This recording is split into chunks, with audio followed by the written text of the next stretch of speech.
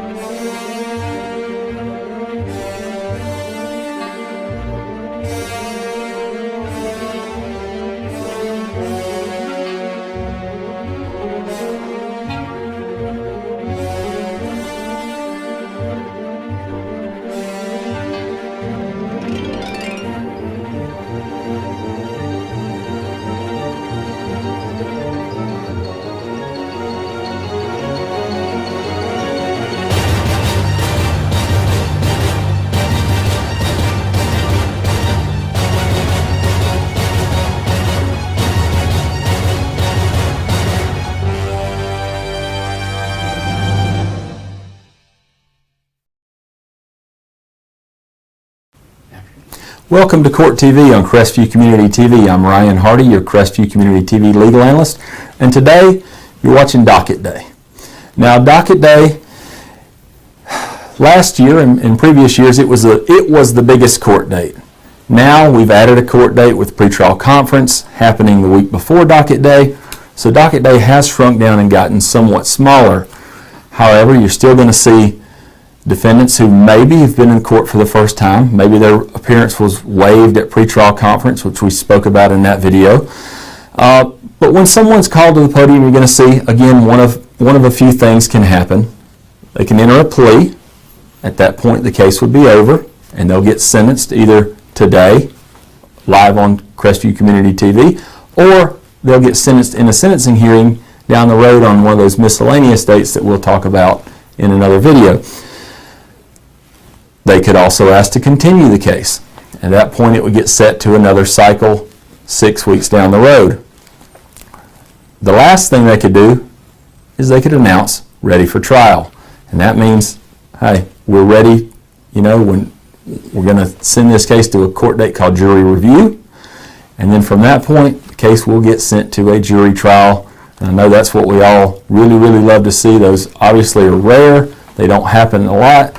But we all get excited when we hear that, ready for trial. Award restitution, but reserves jurisdiction to determine the amount of the restitution. If the state files a petition or motion within 1 year from today. All monetary assessments mandated by statute or county ordinance are imposed. That's the court cost. You'll need to perform 40 hours of community service work. You may pay those off at the statutory rate. Have no contact with the victim, Kimberly Evans, E-V-E-N-S. You'll need to enter and successfully complete the anti-theft course, and no trespassing at Ms. Eden's residence. Thank you, sir. Good luck to you. Thank you, Your Honor.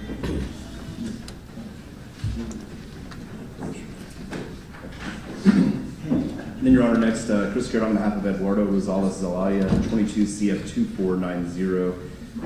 This was set for clear to continue for status about some discovery issues that I believe have now been resolved. The state sent us some new discovery on May 12th. It's still downloading, but it looks like what we were looking for. We request to continue this pre-trial. Okay. It's continued until July 10th at 9 o'clock. Thank you, Your Honor. And then finally, Chris Garrett on behalf of John Welchel, 22 CF 2633. This is also set for clear to continue for status on some on a video we were missing in discovery.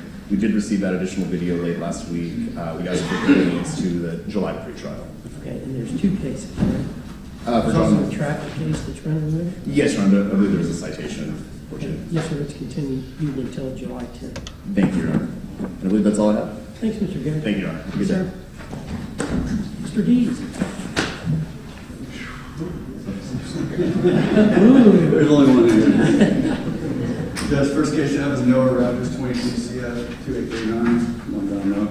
Your Honor, we've reached an agreement, Mr. Rogers' case. May I approach? Yes, sir. I think we are dragging this course. Thank you, sir. Good morning. Good morning.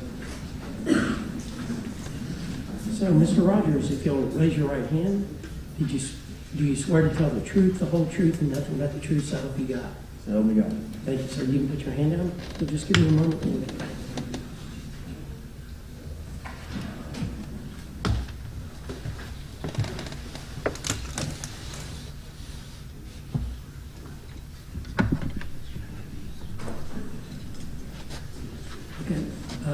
Mr. Rogers, did you read the plea agreement?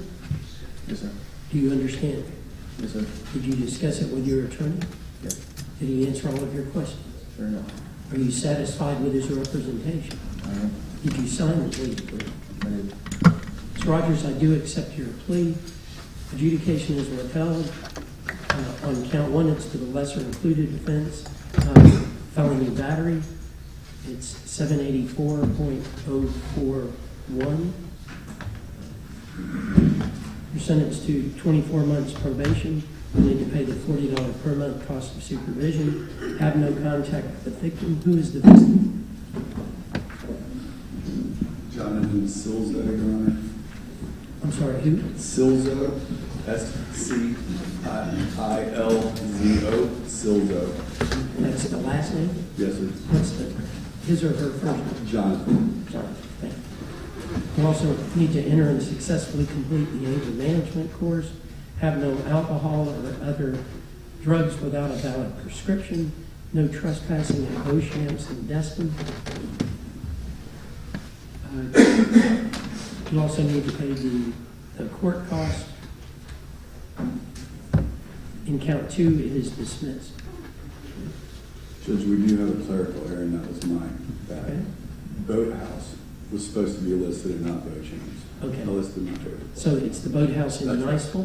Niceville? In Destin. Oh, okay. The boathouse down on the harbor. That's correct. Okay. So it's the boathouse. That is correct. Would you like me to fill that in there, Judge? Why don't you Yeah. strike that and then get Mr. Rogers to initial it? That would be good. Make sure we Yes, have sir. that completely clear. I was going to say that was the first time I've had any altercations at Beauchamps that I'm aware of. And I'm going to put boathouse Destin, Judge, since I was not aware there was another boathouse. Did you initial it? Thank you. Good catch. Thank you, Mr. Rogers. Good luck to you, sir. Thank you. Judge, the next case I have is Cecil Humans. Come on down, Cecil. 23 CF 43, Judge. We've sent over some medical paperwork to the state. They're trying to digest it. I was hoping they would before the docket, but we're just moving to continue. This one may actually fall off your docket in the future. Okay. Mr. Humans, how are you? Good. Good. Good. Mr. Humans, do you agree to the continuance? Yes, sir. I'll see you back here on July 10th at 9 o'clock. If you want to avoid about 300 people, if the state offers you something that you want to accept and you think it's in your best interest, Mr. Dees can set a hearing before July 10th. Okay. Thank you, sir. Appreciate it. Yes, sir. Thank you. Judge, the next case I have is Rolanda Coleman, 19 CF 692. Judge, she's an out-of-state client. We're still waiting on the deferred prosecution agreement to be executed by Ms. Coleman. If you want to continue it to your next docket day, again, this one should fall off your docket. And it's a 2019 case? It is, but it was a failure to appear for a few years. She had come back, placed on your docket, and then we had filed a waiver of these docket days. Okay. Just tell her the court started the Get signed up. investigation, okay? Understood. And she needs to sign up. If not, the only thing I can make you and the state do is go to trial. And so if this isn't resolved, then we'll start heading that direction. We'll get it done. But it's continued until July 10th. Perfect, thank you. Last case I have is Marcus Dewberry. Not see Marcus. As we announced, I believe, plea for continuance on Mr. Dewberry. We were hoping to get this plea done. There's two outstanding videos. To your left. There's two outstanding videos that we still need to review for us to be able to resolve this case. So we're just moving to continue Mr. Dewberry's case one more cycle. Okay, so do you have the videos or you need? Still waiting on to Officer Pittman. And I We're working on getting those on. We had to contact the officers, try to figure out where they were, because they weren't on liberty.com. And there's states got a ton of videos in this case, so it was just two that we overlooked. It's a lot. Mr. Dewberry, do you agree to the contingencies? Yes. I'll see you back here on July 10th at 9 o'clock. Thank you, sir. That's all I have. Thank you. Good seeing you. Good seeing you. Mr. Browning. Thank you, Judge.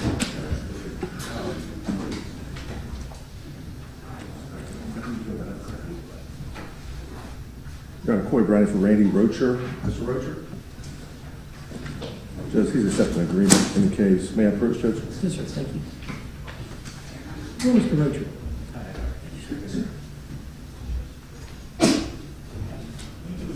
Mr. Rucher, if you'll raise your right hand, do you swear to tell the truth, the whole truth, and nothing but the truth, so help you God?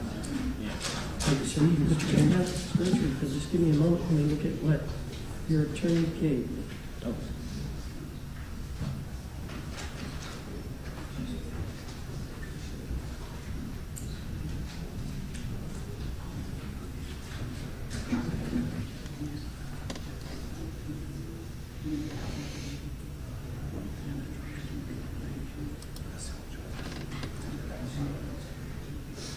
Mr. Richard, did you read the plea agreement? Yes, Your Honor. Do you understand? Yes. Did you discuss it with your attorney? Yes. Did he answer all of your questions? Yes. Are you satisfied with his representation? Yes. Did you sign the plea agreement? Yes. Mr. Rocher, I do accept your plea. Adjudication is withheld. You're sentenced to 12 months probation. You'll need to pay the court cost in the amount of $1,140. Submit to random urinalysis. Perform 50 hours of community service work, which you can buy out. You need to pay the $40 per month cost of supervision. Thank you, Mr. Rocher. Judge, I was giving Mr. Dees a hard time for his paperwork, but I forgot to mention the possession of paraphernalia, misdemeanor charge under Judge. If we can just do it to, the states agree to time served? That's account 2? Yes, Judge. Okay. Time served on account 2. Yes, sir. Thank you. All right, thank you, Judge. Yes, sir. Thank you, Mr. Yes, President. ma'am.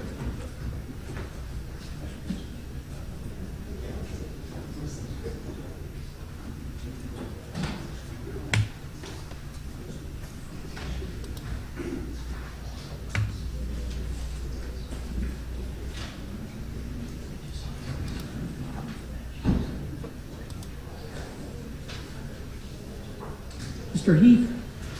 Morning, sir. Good morning, Judge.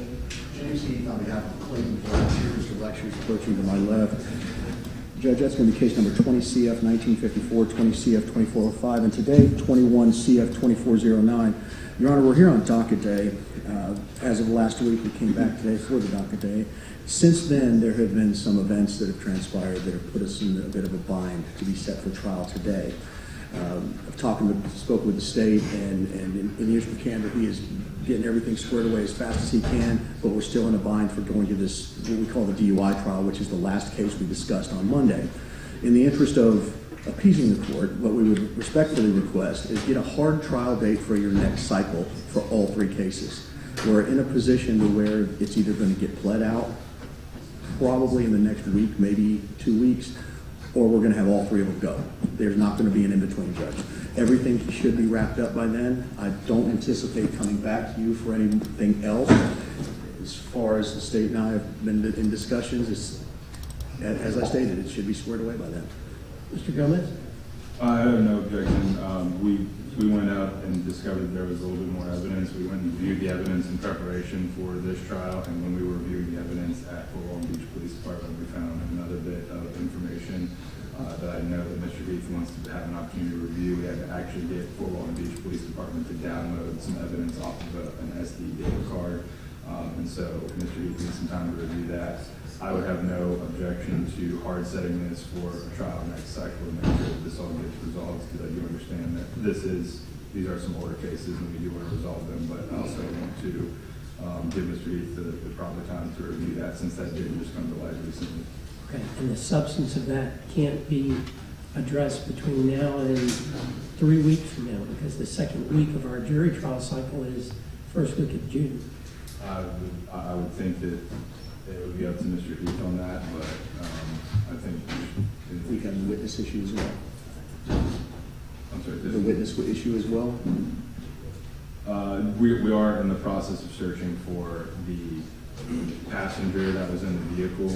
I don't think from the state's perspective it's one of those things where whether or not she's here, we would move forward on the trial, but we are still searching for her. So, I mean, that would also be, we would use that time to also try to nail down that witness as well.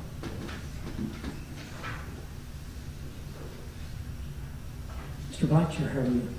Doing good, Judge. Good. Do you agree with the continuance? Yes, Judge. Okay. Mr. Heath saying appease the court. The rules of judicial administration require the court to take control of its docket and move cases forward, and that's what I try to do, because they just can't languish forever. A 2020 case certainly stays on my radar a lot. Because of the newly discovered evidence, I do grant the motion for continuance. So I'll see you back here on July 10th at 9 o'clock. And then we start the process over again. I'll be looking at going to trial either the week of July 24th or August 7th. If the state offers you something, they mentioned about a plea.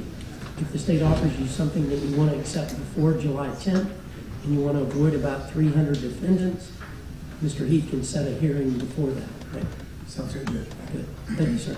Appreciate the courtesy, Your Honor. That's all I have for the court this morning. I do excuse. Yes, sir. Thanks, Mr. Mr. Nettle.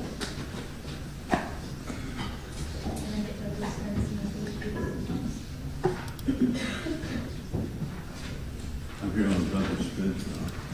Hey, Mr. Nettle, how are you? I'm fine this morning, Judge. How about yourself? I'm doing well, thank you, sir. Are we going to trial? Sir? Are we going to trial on Spence? I don't think we are, Judge. I don't expect to, even if we don't. I think we have an agreement. Okay.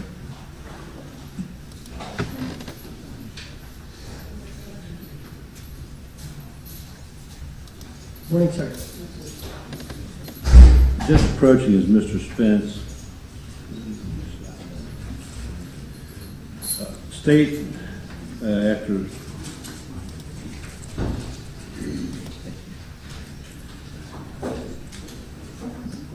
significant negotiations, Judge, we've reached an agreement whereby Mr. Spence would plead straight up to the court with the stipulation, what is it, 15th?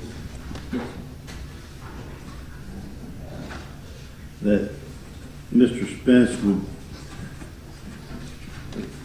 Spence's sentence would be capped at 56 months. And you can, if you do sentence him to supervision, it must be at least 2 years community control per statute, according to the state. Please, yes, sir. Mr. Spence, if you'll raise your right hand, do you swear to tell the truth, the whole truth, and nothing but the truth, so help you God? Absolutely. Thank you, sir. You can put your hand up. Mr. Spence, are you currently under the influence of any drugs, alcohol, or medication? No, sir. Have you ever been treated for any mental illness or emotional disturbance, or are you suffering from any of those at this time? I've been treated in the past, but I'm just the normal longing to get this resolved, not the only emotional status I suffer from. Okay. Are you prescribed any medications for that? No, sir. I've not had any medications for almost 20 years now. How far did you go in school? Up to my 12th grade. Did you read the plea agreement? Really ready. Okay. I went to the jail with him Saturday. I thought he read it over on Saturday. Perhaps he did, and if not, we can give it to him now. Spencer. Call him back up. I go through a longer, I didn't even know what the word colloquy meant until I became a judge. And a colloquy is just a sequence of questions and answers that we go back and forth. I used the longer colloquy on you because I have no idea what I'll sentence you to because we haven't gotten to that stage yet. But you could be sentenced up to 10 years in prison. So I go through the longer colloquy and ask you a lot of questions. I definitely want you to read through this and make sure you understand all your rights, what you're giving up. You're giving up a trial by jury. And I'm sorry, you can't be sentenced to the 56 months. 56 months is the cap. Okay, so let's stop a second. 56 months is the cap for prison. 2 years community control, the minimum if you're not sentenced to prison.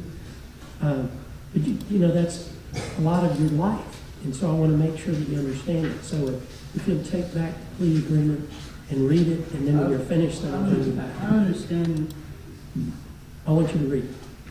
Okay? That's why we do it in writing. Just want to make sure you understand all of it. Yes, sir. Mr. Spence, I'll see you later this morning. Of course, I wasn't understanding this because we just kind of switched up. My last offer was no less than 12 and 1. Okay. Did you read all the pre-printed What you things in read there? is what the rights you're giving up. Yes, I've read these before. I was just Okay. confused about where we just did this little switch. Then you kind of lost me into 10 years. And I'm sorry, yes, sir. 56 months is already bad enough, and I'm Okay, so you have read the plea agreement? Yes. Okay. Do you understand it? Yes. Yeah, we did change it from at least what the restrictions on the sentence would be. Gotcha. Okay.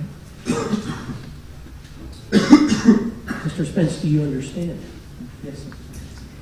Do you understand that if I accept your plea, that you're waiving your right to a trial by jury? Yes, sir. Has anyone promised you anything other than what Mr. Nettle has stated today on, well, what's in the written plea agreement? No, sir. Okay. Mr. Nettle, if you'll please ask the state to sign this. Sorry, Judge. So Mr. Spence, while he's doing that, so the cap's 56 months in prison. If it's a non-incarcerative sentence, then the minimum is 2 years of community control. Do you understand that? Yes, sir. Okay. Mr. Spence, I do accept your plea. I find that you're alert and intelligent, that your plea is freely and voluntarily entered, that you understand the nature of the charges against you, and are represented by competent counsel. Are you satisfied with Mr. Nettle's representation of you? Yes, sir. Whom you state you are satisfied. I find that there is a factual basis for acceptance of the plea. When do you want to set the sentence, Mr. Nettle? Mr. Spence would like, I think when would it be, let me ask that, when would we come back for sentence? Mr. Spence is in jail, has been for almost 8 months. He would like to take care of this today because he's hoping we will put him on community control. I mean, is the state ready for sentencing today? Judge, I did not know a sentencing was going to take place today. We could be ready on the 18th or whenever the court is available next. If the 18th is available, Judge, I think that would. You want to do it this, so that's this Thursday at 2:30. There's currently 11 set at 2:30 and John Pluto. That's a lot. I don't think I'll be available on the 18th, Judge. I have. Okay. What about June 15th at 2:30? Mr. Spence, I know you want to get out, but Just want probably to June the 15th at 2:30, Judge? Yes, sir. That'd be fine. Okay. And this is a downward departure, right? Score No, sheet not shows- necessarily. The 56 months is the bottom of the guidelines. Well, the score sheet that I was handed from Mr. Spence says Well, that 77 months. that doesn't reflect she's dismissing count 1, so that takes 20, that's where the 56 months comes in. I'm sorry, I So should. you want the score sheet back? Yeah. Thank you. Okay? That Good. needs to be corrected as well. Well, then I'll see you back here no later than June 15th. Thank you, sir. What time was that on June 15th? At 2:30? 2:30. Yes, All sir. right, thank you. Thank you.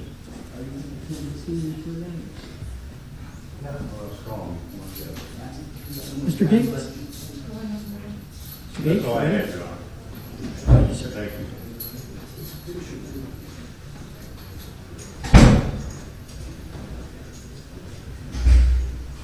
Morning, sir. Your Honor, before the court is Donna Lambert. This is going to be a PPI, but the paperwork hasn't been completed. If we could pass this until this Thursday, we'll have it done. Okay. Ms. Lambert's going to be here on Thursday? Or do you want Yes, she will be. Ms. Lambert, I'll see you here on Thursday, okay? If counsel, if y'all will approach for a moment.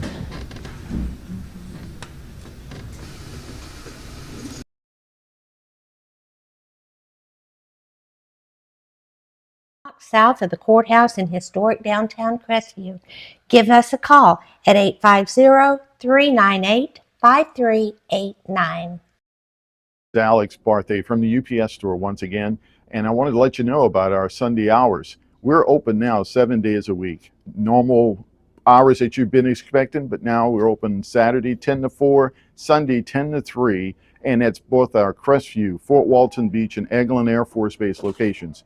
So you have things to do, go and do it. Just know the UPS store is going to be here. Again, Sundays 10 until 3 p.m.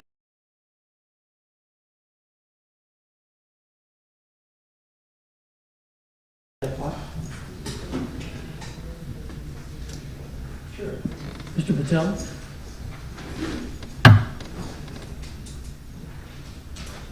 Good morning, Judge. Good morning, sir. Dave Patel on behalf of Benjamin Tran. Hey, Benny. Haven't seen him in a few years. Judge, I believe we're before the court today because the state wanted to have Mr. Tran give the up or down on their offer. I've had a chance to speak to Mr. Tran last week. Frankly, Judge, the issue that we're having is he can't say whether or not he wants to take the deal because it's going to impact if and how he's released from Mississippi. So I've got to speak to a Mississippi lawyer about how that would work. He has indicated to me that if after speaking with the Mississippi lawyer we don't opt to take the state's offer, he wants to be here in person to exercise the Sixth Amendment right to confront his accusers. Okay. So what are you asking to do on Mr. Tran's case? Well, I think at this point, Judge, we just need to continue it. I mean, unless the state wants to put something on the record. To the state? Judge, at this point, our offer is concurrent guideline sentence with his Mississippi case that his current EOS date is 2025. So it's not as extensive as we had initially thought. So at this point, I'll keep the offer open until the July 10th date. So Mr. Patel has a better opportunity to speak with his client and be prepared on this. From there, if there's not a resolution on July 10th, then the state's going to take steps to have Mr. Tran transported here, and we'll go from there. Okay. So, Mr. Tran, hopefully I'll see you via Zoom on July 10th. If it's not resolved then hopefully the state will get you over here where we can see you physically. Judge, if we can, I would request the court to have the state make this happen because it's almost impossible for me to even get in touch with anyone over there, much less get him on Zoom. It seems like it wasn't that difficult for them. Okay, so you're asking the state to have Mr. Tran transported where you can communicate? No. I'm asking the court to tell the state to have him on Zoom for that July date. That's fine, Judge. Do you want to prepare an order, Mr. Patel, that says that he'll attend via Zoom and then that can be given to Mississippi? I mean, you tell me what states furrowing their brow. I think they're trying to figure out. What I don't want to have happen, Judge, is the Mississippi jail give me the runaround like they like to give me the runaround, and then he not be here on the July date when it took them less than a week to have him available today. Ms. Davis, you think you can get Mr. Tran here via Zoom? Judge, I'll send an email right now and just renew with Mr. Coleman that the Zoom appearance will still be applicable for that July date. Okay. So it'll be July 10th at 9 o'clock. If you'll remind me that he's on there, then we can take him sooner, okay? We're just waiting for Mr. Patel to arrive today, so I've been in touch with him. Thank you, and thank you to it's a Mississippi jail or prison? Prison. Thank you to the Mississippi jail, and Mr. Trans, thank you, sir. I'll see you on July 10th. Thank you, sir. Judge, you want to call me later for my other 3 cases? Yes, sir. I don't think it'd be fair to the others. Yes. I understand. Thank you. Thank you. Mr. Cotton. Good morning, Your Honor. Good morning, sir. Your Honor, I have 3 cases on your docket this morning. Or I did. One of them may be moved off. Madam Clerk, is Philip still on your docket? He is not. Okay. That should have had a written document filed that removed that. Your Honor, the first case I have is Kendra Perkins, Perkins. Ms. Perkins is present and coming forward. Yes, sir. Your Honor, I've got a plea agreement on this. May I approach? Please. Hello, Ms. Perkins. Hey, how are you? Good. How are you? Thank you, sir. Yes.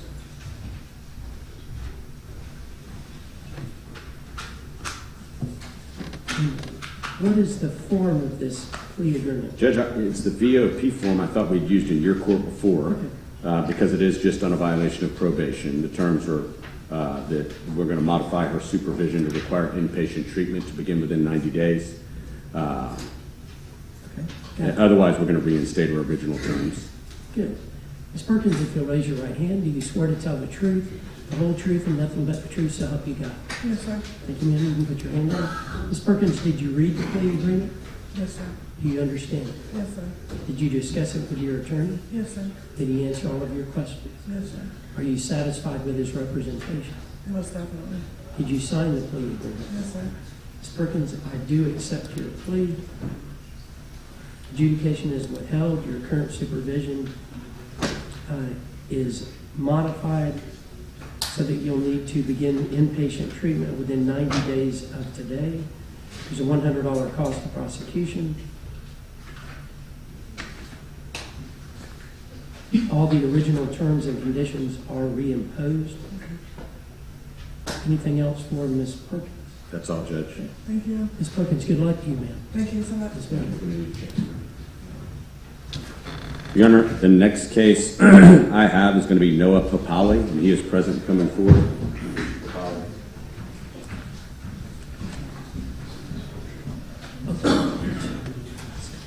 Your Honor, may I? Sorry. It is with an I there, right? Okay, hold on 1 second. On Ms. Perkins, the state has community control for 6 months. That might have been. That was the original offer, Judge. offer, I'm sorry, Judge. Yes, sir. Your Honor, may I approach? Please. Mr. Papali, how are you? I'm good, sir. How are you? Doing well, thank you, sir.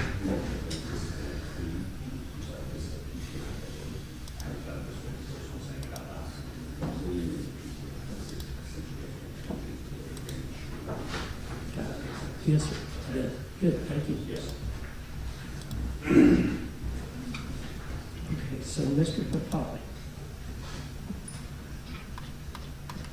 A little unusual, that was why Mr. Cotton explained it to me.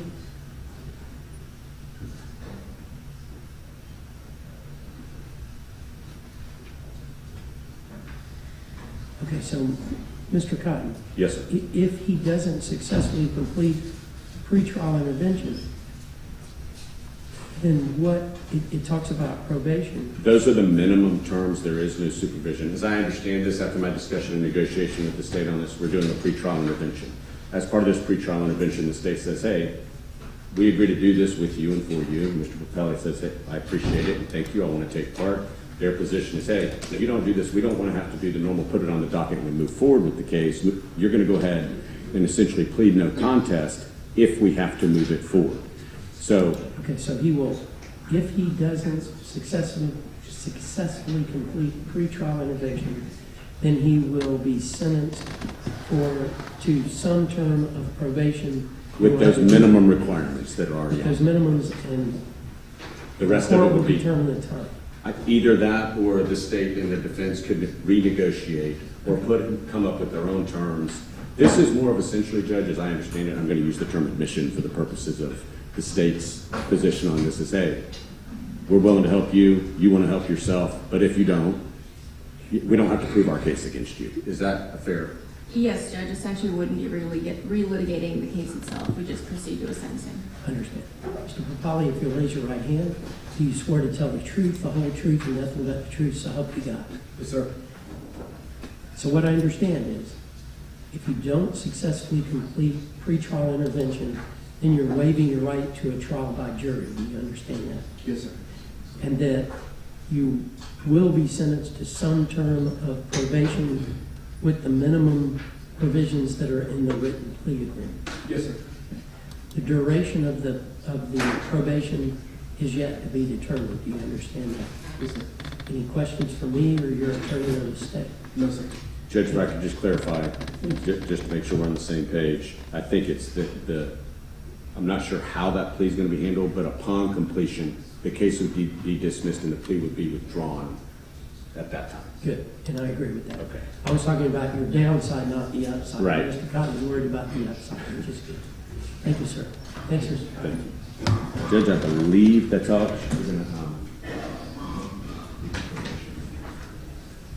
Judge, that's all I have on the docket. Yes, sir. Thank you, sir. Probation in the state needs to sign the pretrial sheet. Thanks for checking that. Mr. Cotton, you want to walk this around where they need to sign it? Yeah.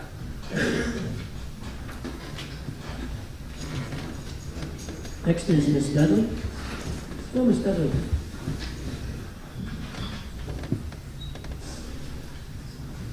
Good morning, Your Honor. Good morning, ma'am. The first one I have is Sylvester Jackson. Yes, ma'am. Sylvester Jackson. 22 CF 2130. Mr. Jackson is present. Good. Your Honor, I've been talking with the state about this. Hopefully we're going to have it worked out by Thursday. If we can leave it set for Thursday. So, Mr. Jackson, what I'm looking at is going to trial a week from today if it's not resolved on Thursday. So I'll see you back here on Thursday at 9 o'clock. Yes, sir. Thank you, sir. And our next case I have is Jacob Roberts in 22 CF 3199. That was just set today for status. We were waiting on the evidence.com link. I did receive that Friday afternoon, and I think it's already set for July 10th, if I'm correct. Okay. Yes, ma'am. I'll see you then. All right, that's all I have, Your Honor. Thank you, ma'am. Thank you. Your Honor, may I readdress the court for a moment? Yes, sir. Thank you, Judge. Your Honor, Mr. Propelli, back before the court, Byron Cotton on his behalf, after meeting with probation, that everything was done except the PTI had not been signed off on by the PTI officer. We just want to clarify. I think what we probably need to do is set this for a control date. Okay. He's going to go ahead and report today, as I understand, get that. Good.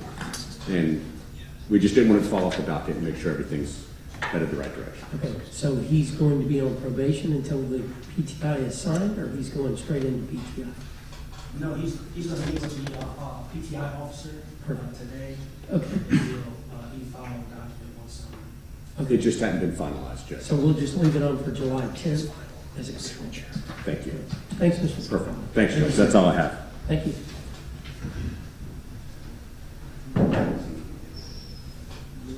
Ms. Delbos.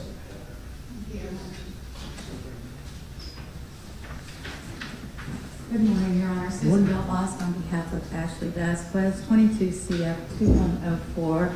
Your Honor, we're just going to ask for one more continuance to the July 10th date. The state and I are working on this. Okay, and I think we had it down for plea continue, correct? Yes, that's right. Ms. Vasquez, do you agree to the continuance? Yes, Your Honor. I'll see you back here on July 10th. If the state offers you something that you want to accept before the 10th, your attorney can set that for a hearing. Okay? Thank you very much, Your Honor. That's all I have. Thank you, ma'am. Mr. Howell. Good morning, Your Honor. Good morning, sir. Your beard has gotten a lot bigger since I started. Yes, sir, it has.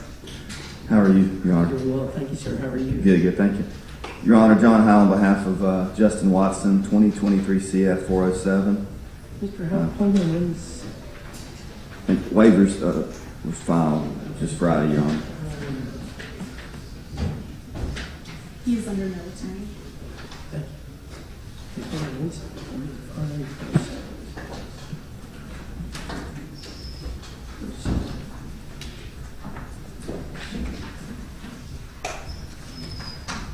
Okay, and I'm sorry, your client's name is who? Justin Watson. And Your Honor, I'm sorry, notice of appearance was filed late Friday afternoon. Okay, yes, sir, got it. Your Honor, as mentioned, I was just retained, working with the state to try and get a resolution on this matter. Request to continue to the 10th, July 10th. Okay, yes, sir, it's continued. Thank you, Your Honor. Thank you. Mr. Flowers. Good morning, Your Honor. Good morning, sir.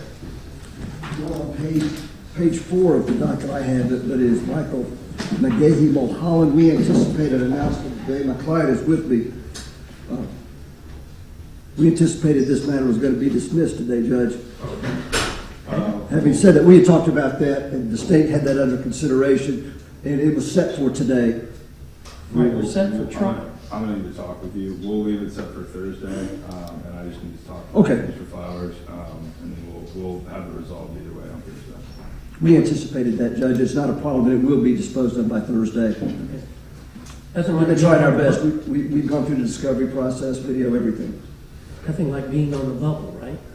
Because I just look at trial next week, so if it's not resolved on Thursday, then we'll be looking to go in there, but Understood. I'll see you on Thursday. Okay? We understand, Your Honor. Thank you. 9 o'clock. Judge, I have another matter before the court, but it's under Mr. Dyram's Yes, sir. name. Sure. Could we take that up at this Yes, time? sir.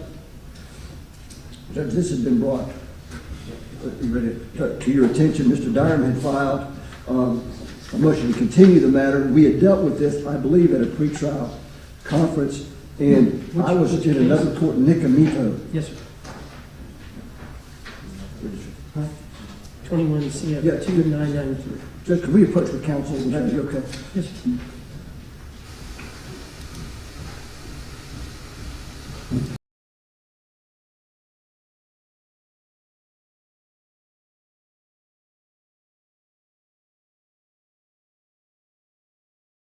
In Crestview.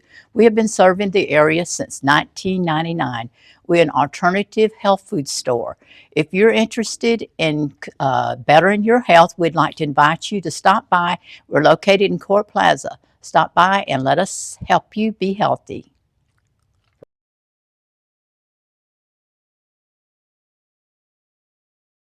Congratulations, Dixie Dan Powell, for your recent induction into the National Trial Lawyers Top 100. The National Trial Lawyers Top 100 is an organization celebrating premier trial lawyers from across the country who meet stringent qualifications as civil and/or criminal defense lawyers. Hello, this is Chris Norman at Bulldog Bail Bonds. Our office is in Crestview, Florida, but we service 7 Northwest Florida counties. If you ever find yourself in a jam, please give us a call. We're here to help you out.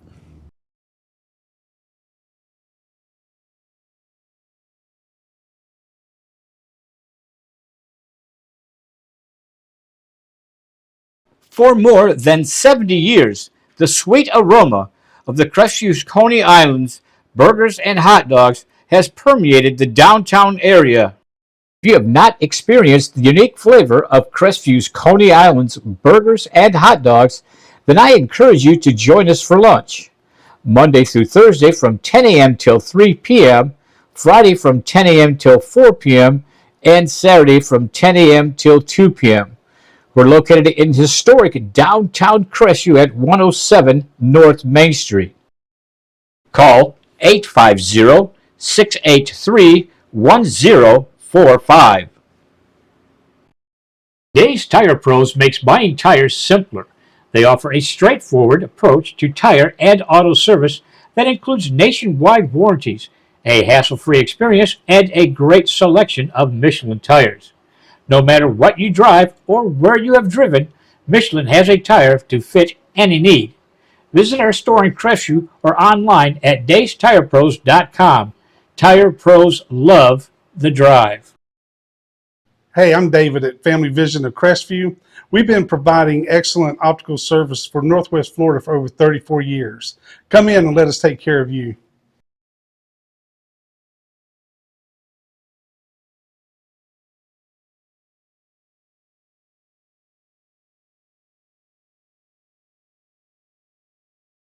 At Powell, Powell & Powell, we are a family of lawyers working together as a team for our clients. For more information, visit us online today at www.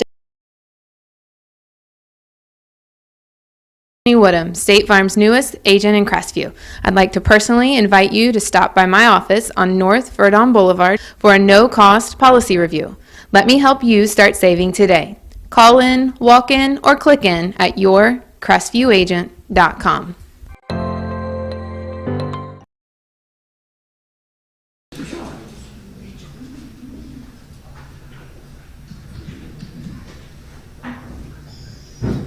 Morning, Judge. Tim Shaw for Marcus Lee Lane, 22 CF 1994. Judge, this is, we left it on for today. The depositions we had scheduled, the officer didn't appear. The state was, and that was a couple of weeks ago, but the state and I are working on a resolution. I don't think he's quite ready to let us know what he wants to do with it yet, so I guess we'll have to move it to July 10th. Okay.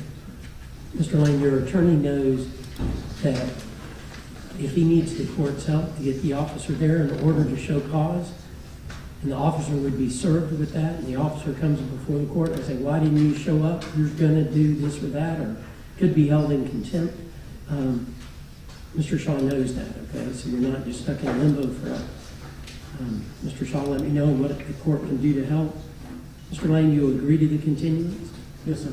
I'll see you back here on July 10th at 9 o'clock. Yes, sir. Thank you, Judge. That's all I Thanks, have. Mr. Shaw.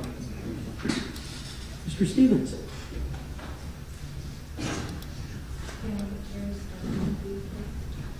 Good morning, Judge. I think I have 5 or 6 cases on your docket. The first one that we'll go with is Susan Staubitz, 21 CF 2716, 22 CF 2297. Ms. Staubitz is present and approaching. Hello, Ms. Staubitz. Good morning. Good morning. We were set for trial, but we have a plea agreement to tender if I can approach. Yes, sir. Thank you.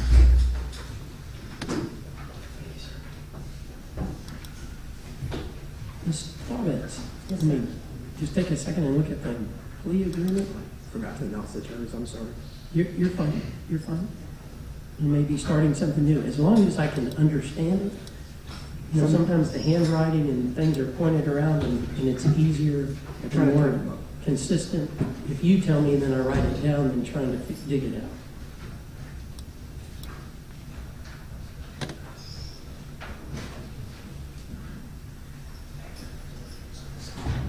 Ms. Staubitz, if you'll raise your right hand, do you swear to tell the truth, the whole truth, and nothing but the truth, so help you God? Yes, sir. Thank you, ma'am. You can put your hand down.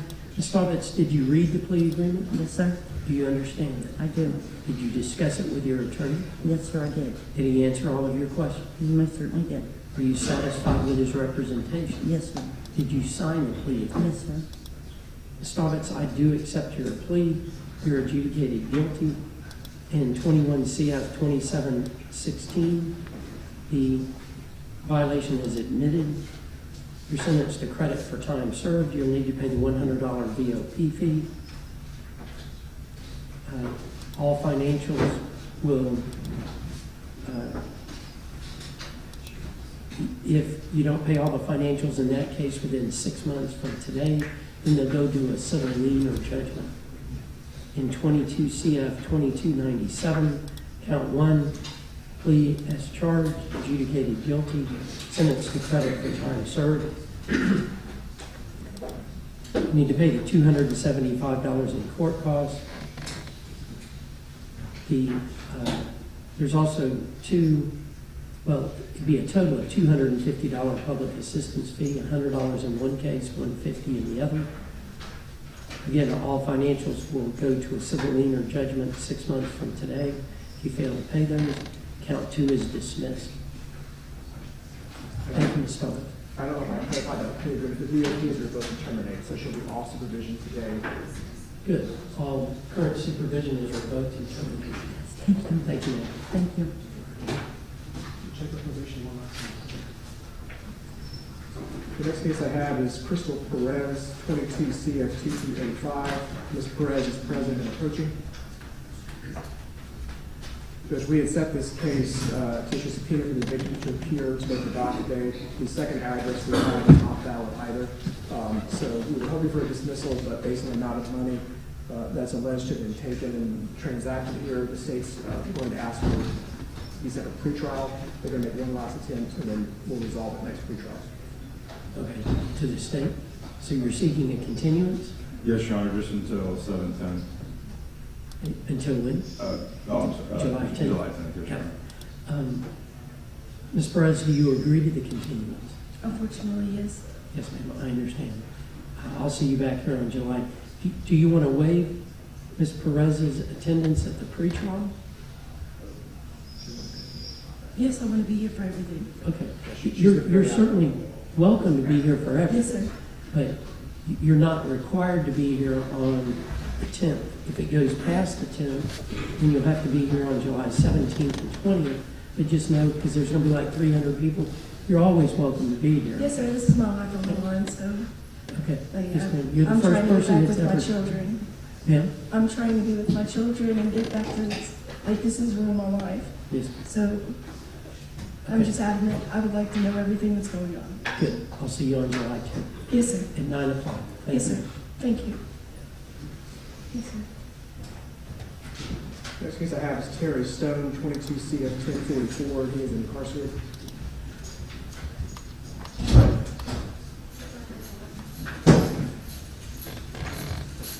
So Mr. Stone is present and approaching. He has two cases on the docket. I represent him in 22 CF 1044. The Public Defender's Office represents him in 23 CF 328.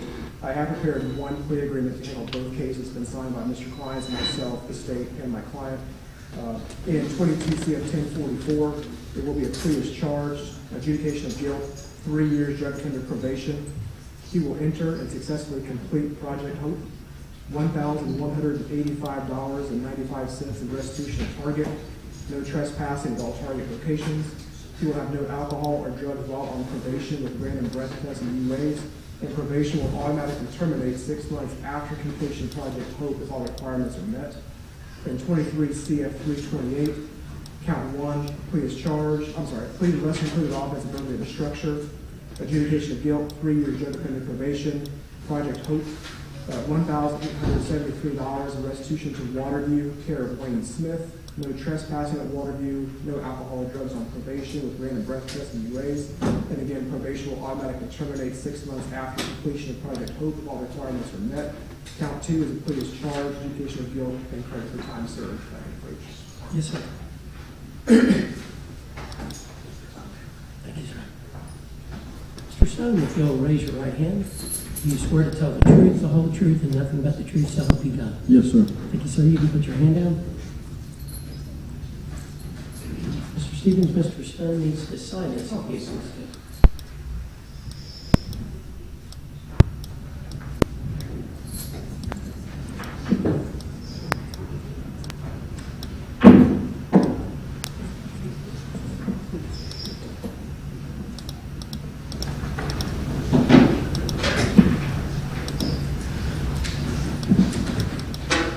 Mr. Stone, did you read the plea agreement?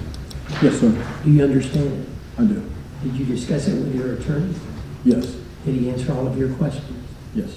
Are you satisfied with his representation? Yes, sir. Did you sign the plea agreement? Yes, I did. Mr. Stone, I do accept your plea. You're adjudicated guilty in 22 CF 1044. You're sentenced to 3 years drug offender probation. Each of the sentences are run concurrently, run at the same time. Yes, sir. You need to enter and successfully complete the Project Hope. You need to pay restitution.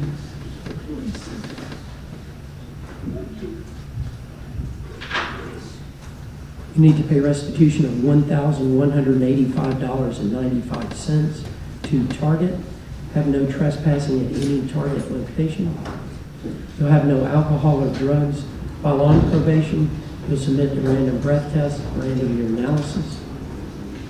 Your supervision will automatically terminate at the 6-month mark after your successful completion of Project Hope if you haven't committed any new law violations. Yes, sir.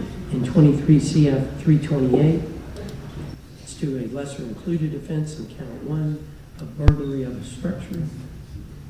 Adjudicated guilty, sentenced to 3-year drug offender probation, enter and successfully complete Project Hope. Again, it's run concurrently, run at the same time. Restitution of $1,873 to Waterview, to the state. Judge, I think you said the 6 months early termination if there's no new law violations. It's if there's no violations and all requirements have been met. Yes, ma'am. So termination 6 months after completion of Project Hope. All the requirements of supervision have been fulfilled and no new law violation is occurred. Yes, sir. Thank you. No trespassing at any Waterview. Again, no alcohol or drugs while on probation, random urinalysis, random breath, and the same automatic 6-month termination. Thank you, Mr. Stone. Good luck to you, sir. Thank you, Judge Brown. And for probation, his mother is set to pick him up from jail and take him to Project Hope to check in with probation before he goes to Project Hope, or he goes straight to Project Hope. Yes, thank you. 13. Okay, that's fine. So I'll check this out. Next. Right, well, I'm sure. Yes, sir. Mr. Stone? Mr. Stone, good luck to you, sir. Thank you, Judge. Yes, sir. Next case I have is Jerrica White, 22 CF 3194. Ms. White is present and approaching. We have a plea agreement contingent to the court. It will be a plea to a lesser included offense of reckless driving. Adjudication will be withheld. There are court costs and legal assistance fee, and we're going to ask the court if she can have 12 months to pay off those fines and costs before they ready a judgment. Okay, thank you. Yes, sir. Well, Ms. White, if you'll raise your right hand, do you swear to tell the truth, the whole truth, and nothing but the truth, so help you God? I do. Thank you, ma'am. You can put your hand up. Ms. White, did you read the plea agreement? Yes, sir. Do you understand it? Yes, sir. Did you sign it? Yes, sir. Ms. White, I do accept your plea. Adjudication is withheld. You'll need to pay the court costs and the $150 public defender's fee. How long do you want to pay that before it goes to a civil lien? A year. Okay, you got it. If you fail to pay it within a year, then it will go to a civil lien or judgment. Okay, thank you. Thank you, ma'am. Well, Judge, I had one case that was an FTA from pretrial. I filed a notice to get on today's docket, but the court didn't docket it in time. It's Rodriguez Brinson in 22 CF 2137. Mr. Brinson is present and approaching. I filed a motion to withdraw the habeas. He had COVID and wasn't clear to travel after pretrial. I believe Mr. Gomez an agreement to withdraw the habeas for his arrest. That's correct, Your Honor. There's no objection to withdrawing habeas instead. Mr. Brinson, I'm glad you appeared. I get notes every once in a while that says I failed to appear for this or that and do different things. And what I want to tell all those people is come to court. You know, let's talk about it. Let's figure out. Can't tell you what's going to happen, but it's probably going to be a heck of a lot better to address it head on. It means a lot to the court when you show up. So the habeas is withdrawn. So will I see Mr. Brinson on the 10th? We have a plea agreement. Okay, please. In 22 CF 2137, it's a 3-count information in counts 1 and 3. The plea is charged, adjudication withheld, 3 years probation, $615 in court costs, $150 legal assistance fee, 100 hours community service work with the buyout option. He will complete an anti-theft course, have no contact with co-defendants, no trespassing in all Pivot Sports locations. There's $4,655.70 in restitution in Pivot Sports, jointly and severally liable all co-defendants, and no objection to transferring the probation to Alabama where the defendant resides. And count 2 will be dismissed by the state. Thank you. Yes, sir. Mr. Brinson, if you'll raise your right hand, do you swear to tell the truth, the whole truth, and nothing but the truth, so help you God? Yes. Thank you, sir. You can put your hand up. Mr. Brinson, did you read the plea agreement? Yes. Do you understand it? Yes. Did you discuss it with your attorney? Yes. Did he answer all of your questions? Yes. Are you satisfied with his representation? Yes. Did you sign the plea agreement? Yes. Mr. Brinson, I do accept your plea. Adjudication is withheld. Count 2 is dismissed. Your sentence on counts 1 and 3 to run concurrently, run at the same time. 3 years probation. $615 in court costs, $150 legal assistance fee. Perform 100 hours of community service work. You can buy that out. Complete an anti-theft course. Have no contact with the co-defendants. Who are the co-defendants? Mr. Brinson, what I ask for that is the clerk will put it down on her minutes. I also want to make sure that everybody understands that. I don't want you to get in trouble for something that we don't understand. The 3 listed co-defendants that I have are Shavat, S-H-Y-V-A-T, Cooper, Sylvester Jackson, and Detarius, D-E-T-A-R-I-U-S, Pinkston. Okay, thank you. And no trespassing at any Pivot's Sporting Goods location. You need to pay restitution in the amount of $4,655.70. And that's joint and several with your co-defendants. Court has no objection to transferring supervision to Alabama. Thank you, sir. I believe that's all I have. Thank you, Mr. Stevens. Mr. Mitkevichus.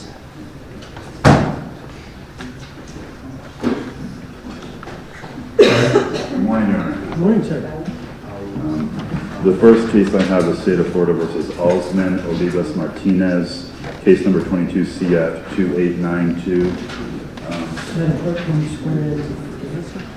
Do you agree to accurately translate from English into Spanish, from Spanish to English, all matters brought before the court? I do. Your Honor, we have a written plea agreement signed by all parties in this case. The only thing I'm missing is the court costs on the possession of marijuana charge. It's a lesser included that he's pleading to. 270. 270. There's no additional amounts. No, sir.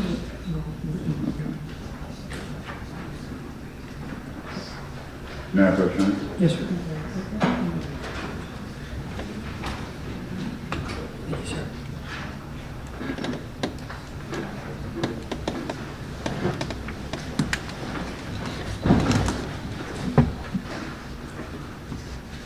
Mr. Martinez, if you'll raise your right hand, do you swear to tell the truth, the whole truth, and nothing but the truth, so help you God?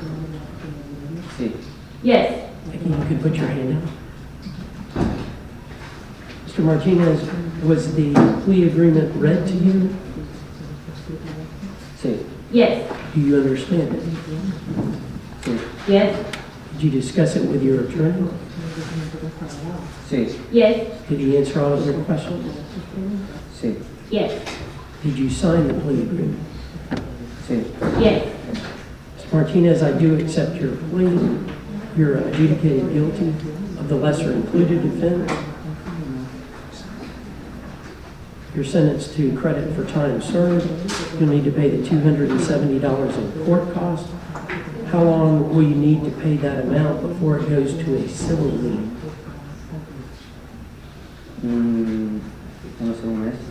I can pay it in a month. Okay, why don't we say 3 months, okay? Okay. So if you fail to pay it within 3 months, then we'll go to a civil lien or judgment. So I was unaware there was a driving charge, so the court cost would actually be $300 Is there an additional driving charge? for count 2. Who's driving without a valid driver's license? That is not on the plea agreement. There, Your Honor, I apologize. Okay. So is that part of the state's agreement? That would be part of the misdemeanor, yes, Your Honor. Just a misdemeanor plea agreement. Okay, so it would be time served on the misdemeanor. Yes, Your Honor.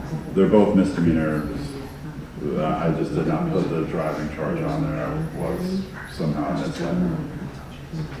So, Mr. Martinez, the only downside I see to what the clerk just raised is that instead of $270 in court costs, it's $300 in court costs.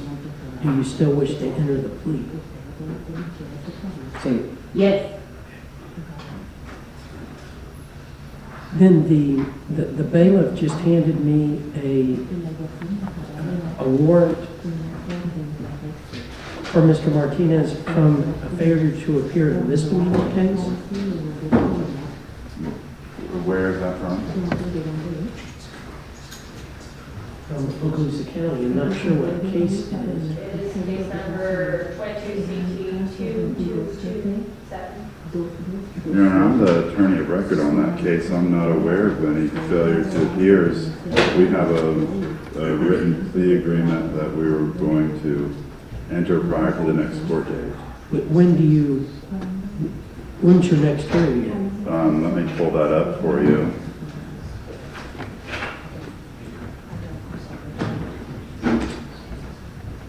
Mr. Martinez, just where your anxiety level will be down, I'm going to set that. Did they have what the bond was? May 24th is, and let me just make sure that's on case number 22CT2583. 2227. 2227. It says this one claims that it was a failure to comply with DPA. On this one, he has no attorney. There's a DPA. This is just based off the clerk that I'm looking at. There was a DPA or a pretrial diversion that was filed, and then they came back on the docket February 7th for failure to comply, and then on March 14th there was a failure to appear for that failure to comply. And it doesn't have you listed as an attorney of record. Right, I was unaware of that case, Your Honor, when I was hired on the 2 open cases that we have here. Otherwise, I would have helped him with that. I believe that more than anything, that's probably a language issue. He's able to comply with whatever's needed on that case. I believe he wasn't aware. Do you intend to help Mr. Martinez on this additional case? I will absolutely help him on this case if there's a way that that can keep him from being taken into custody. I'm concerned that we won't see him again if that happens. Mr. Martinez, the county judge has said no bond, but I'm changing that to a $1,000 signature bond. So that means you don't have to pay any money. It means that if you don't show up in court when you need to be there, when you're supposed to be there, then you'll owe $1,000, okay? But you'll be able to sign for that. Your attorney will address, I assume, this new case at the same time that he's addressing the other traffic case that he was talking about. Is that also Judge Mason's? So I'm going to put on here where, hold on. What do you want me to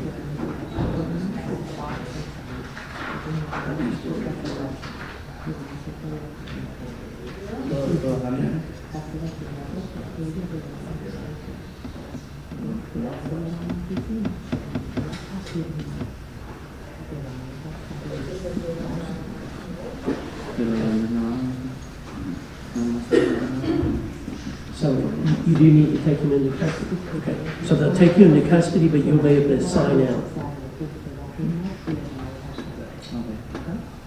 Thank you, sir. Thank you. I appreciate that. Yes, sir. Always a surprise. You're welcome. The next case I have, Your Honor, is State of Florida versus Claudio Solano Olascoaga. It's case number 2019 CF 615. Yes, sir.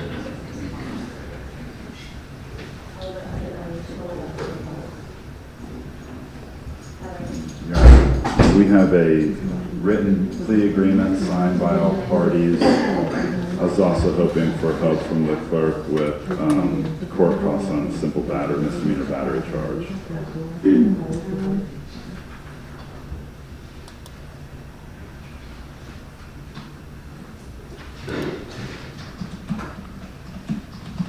$622.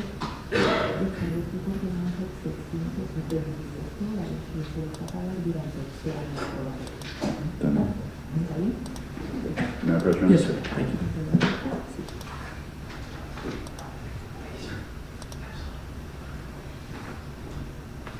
If you'll raise your right hand. Do you swear to tell the truth, the whole truth, and nothing but the truth, so help you God? Yes. You can put your hand out.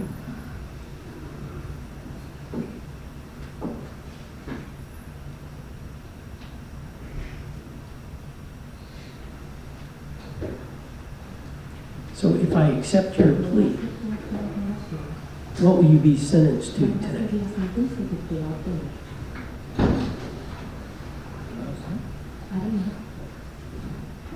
Are you going to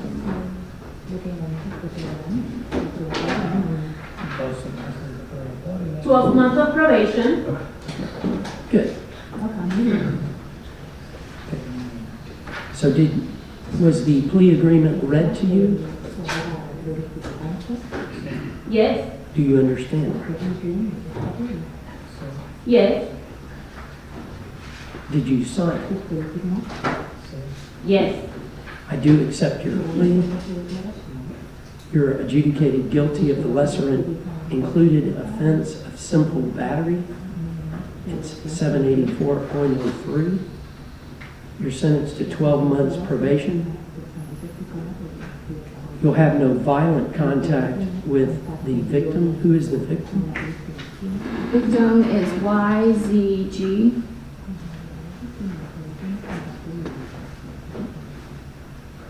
You also need to pay the court cost of $622 and the $40 per month cost of supervision. And in exchange for the plea, the state will take no action on any MTAs in the case. Thank you, sir. Good luck to you.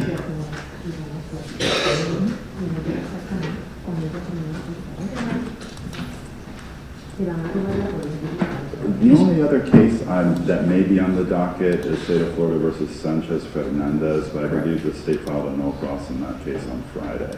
Okay, so that case is dismissed, and that is 23 CF 266. I have nothing further. Thank you, sir. Your Honor, can I cut in with KJ Platt so the interpreter may? Yes, ma'am. Absolutely. Thank you. Thanks, Chris. Good morning, Your Honor. Good morning, ma'am. The case that we'll be calling is Kevin Duarte Roque, 21 CF 721.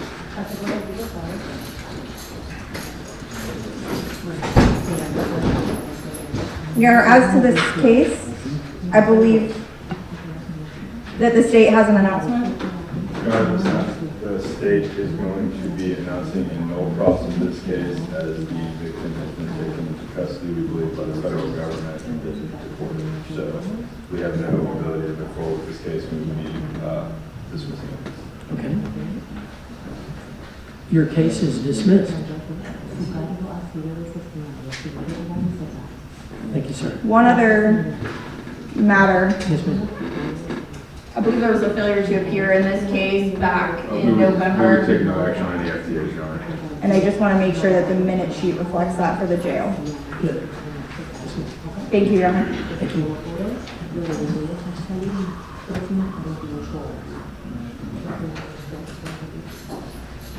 That's what I have, Your Honor. Thank you. Thank you, sir. It's in you, ma'am.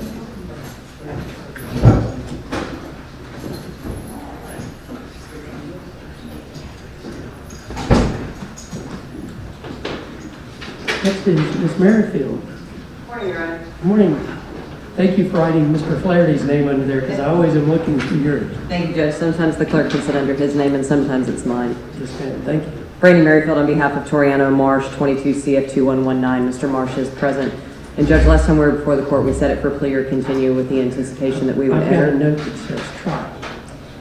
And Judge, I was under the impression that we had set it for plea or continue. I understand because of the age of the case that the court may have progressed it to trial. We are continuing to negotiate. We have 2 additional issues that we're working on. We'd like to set this for 4/18 with the anticipation that it'll be resolved with a plea. 5/18. 5/18, my apologies, Judge. This Thursday. Okay, and if it's not resolved then I'm going to be looking at going to trial next week or 2 weeks after that. I understand, Judge. And this is Mr. Marsh, right? It is. Okay. Mr. Marsh, I'll see you back here on Thursday at 9 o'clock. If it's not resolved then we'll be looking at going to trial, okay? Yes, sir. Thank you, sir. I'll see you then. Thank you, Judge. Thank you, ma'am.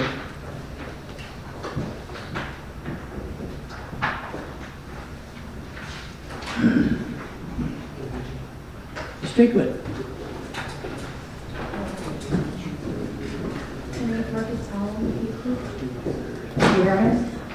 The first item on the docket this morning is Mr. De La Rosa in 22 CF 1935. This is the case where the court signed an order to compel discovery.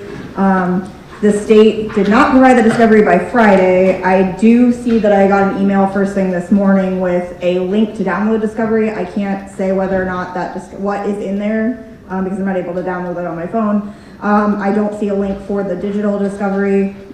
So my issue here is that Mr. De La Rosa went through 3 docket cycles in Division 1. No discovery was provided. He was in court present. Then the state decided to transfer the case to this division. Obviously, that's within the purview. No issues with that. However, I don't understand why it would take them 6 months to do that. Additionally, now this is the 2nd docket cycle that his case has come up in this court, and I still don't have the discovery. It's my understanding that the co-defendants have already done depositions in their cases, so we're starting all over. And Mr. De La Rosa is just continuing to come back to court, and I still don't even have the complete discovery. So I realize this is the nuclear option for my request, but at this point, I'm going to ask the court to dismiss the charges.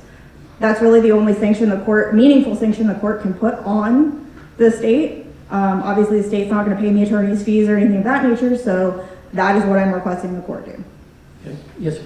Your Honor, I understand Ms. Jaquet's frustration. I unfortunately have just had this case since it's been in this court.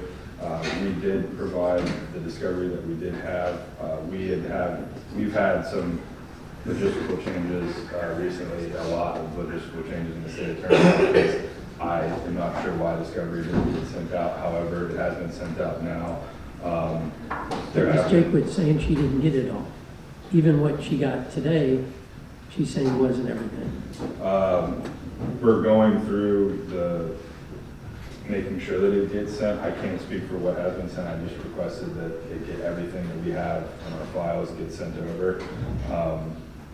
So I would assume that she would get all of it within the next 24 hours. I think it goes in steps. It gets sent by like what's in Stack, then a digital, e.com, and then any other information that might be on our servers. It's not in Stack, gets sent. From my understanding, I have spoken directly with the paralegal that's in charge of sending that out, and she has begun that process. I'm not sure why it wasn't done before, but we do have somebody on it now, and we would request that do not dismiss the case, give Ms. Jaquet time to review the discovery, and then hopefully we can, now that she does have it, we can bring this in for a resolution soon. Okay. Ms. Jaquet, and I know that you're busy, I need to have a real clear understanding of what's going on. If you can prepare a motion to dismiss the case and put in there specifically what you have not received, are you going to be here on Thursday? I will, Your Honor. Okay. Are you going to be here at 2:30? No, sir, I'll be here at 9 a.m. Okay, well then let's do it at 9, okay? So we'll hear your motion to dismiss this case at 9 o'clock on Thursday. I will get that filed as soon as possible, Your Honor. And Mr. De La Rosa's presence is still waived. Yes, ma'am. Okay, thank you, Your Honor. Yes, ma'am. Thank The you. next I have is Sarah McLaughlin in 22 CF 1786, and I have a written plea agreement to a misdemeanor charge, if I may approach. Thank you.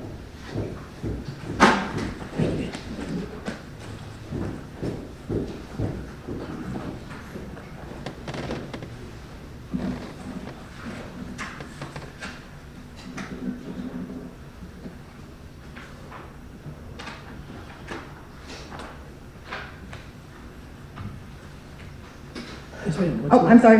Yes, sir. I have Marcus Powell in 22 CF 2807. Mr. Powell is an inmate.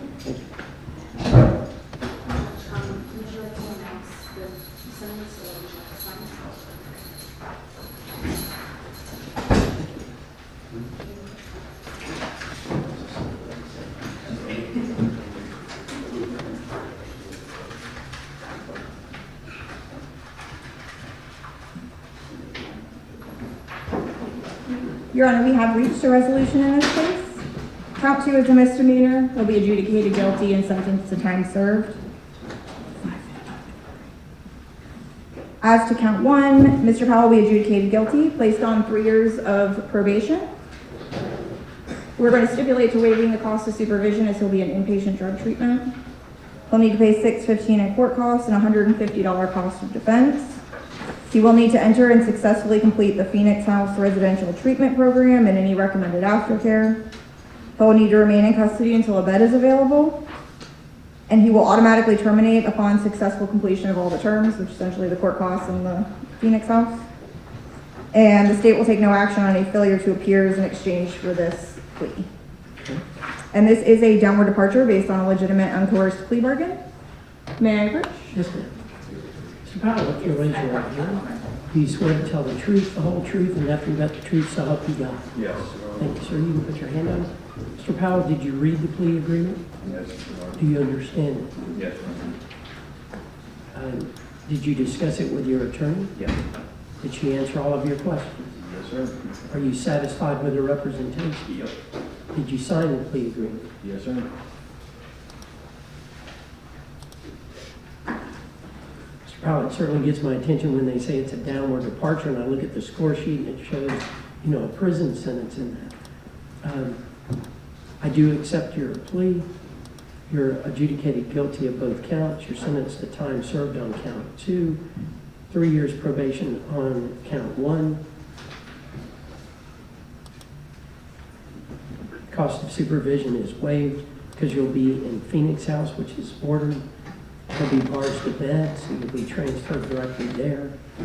Your supervision will automatically terminate upon your successful completion of Phoenix House. You need to pay $615 in court costs, $150 public assistance fee. You also need to do any aftercare. So it'll be the successful completion of any aftercare is when your supervision will terminate if they have any of that.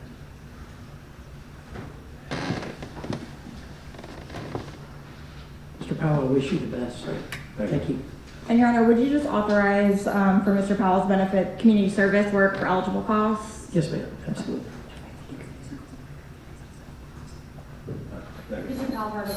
Your Honor, the next I have is Michael Ross. Michael Ross. And I do not see Mr. Ross. I haven't seen him this morning. That case number is 22 CF 2558. He did call my office as instructed and make an appointment, but I cannot speak to why he's not here today. Okay. What is the state seat? KPS judge. KPS will be issued for Mr. Ross, and the first appearance judge will determine the bond.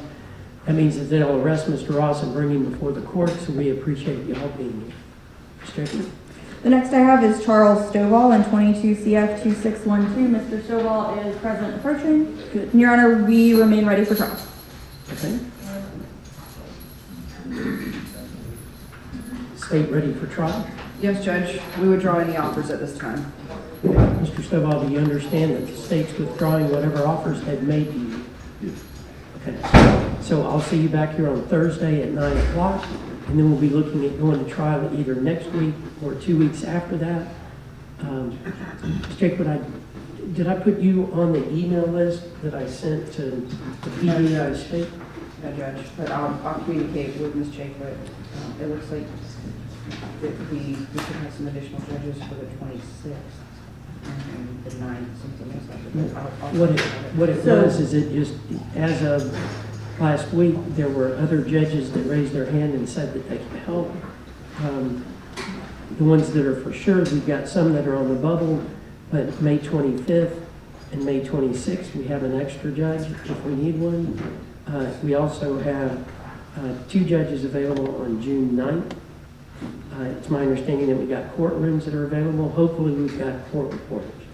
And Your Honor, And clerk, I haven't done that either. Okay. just for everyone's information, I was going to just request that this case went sometime during the first week, only because my office is getting recarpeted the week of Memorial Day, so I won't really I'll have questionable access to it, so. Our second week of trial is not the 5th week of the month. It's the first full week of June. Yes, sir, but I will not be able to access my office to meet with Mr. Stovall, or I also don't know when legal assistance will be there and things of that nature, so anything that needs to get done, I would just prefer to do it before that so we don't have any issues with that. I don't want that to cause any issues. Yes, ma'am. Okay.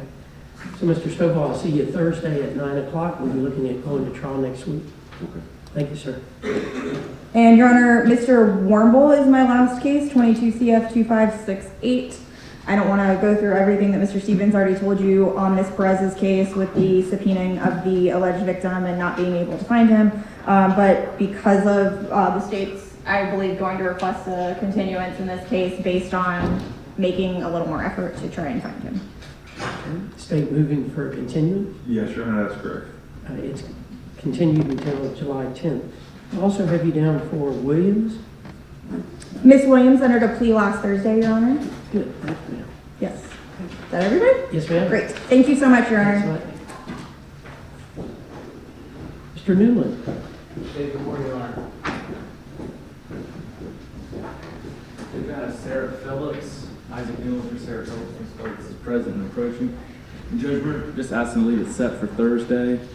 We think we're going to be able to get it resolved even then or before Thursday, so we get a written plea. But Okay. Ms. Phillips, I'll see you on Thursday at 9 o'clock, okay? Thank you, ma'am. all right, thank you, Judge. Thanks, Mr. Newland. Mr. Dartler. Can we do all of Mr. Dartler? No? There you go. Good. Your Honor, I have Gregory Molenhauer, 22 CF 3025. Judge, if we could pass him to the 10th of July, the state is still preparing.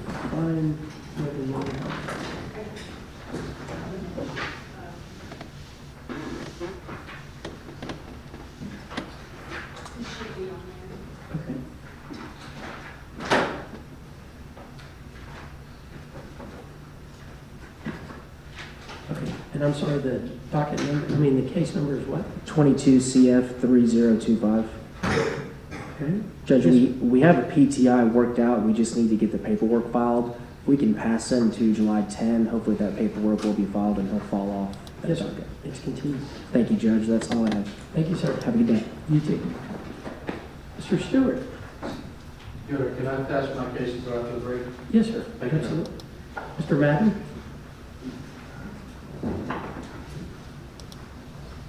Good morning, Your Honor. Good morning, sir. John Madden here on behalf of Preston Alson, who is present and approaching.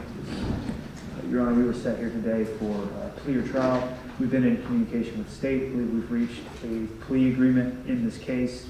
So if we could just leave this set for Thursday, I'll get a written plea agreement and the score sheet prepared and ready for the court. Okay. So I'll see you on Thursday at 9 o'clock. Yes. Thank you, sir. Thank you, Your Honor. Yes, sir.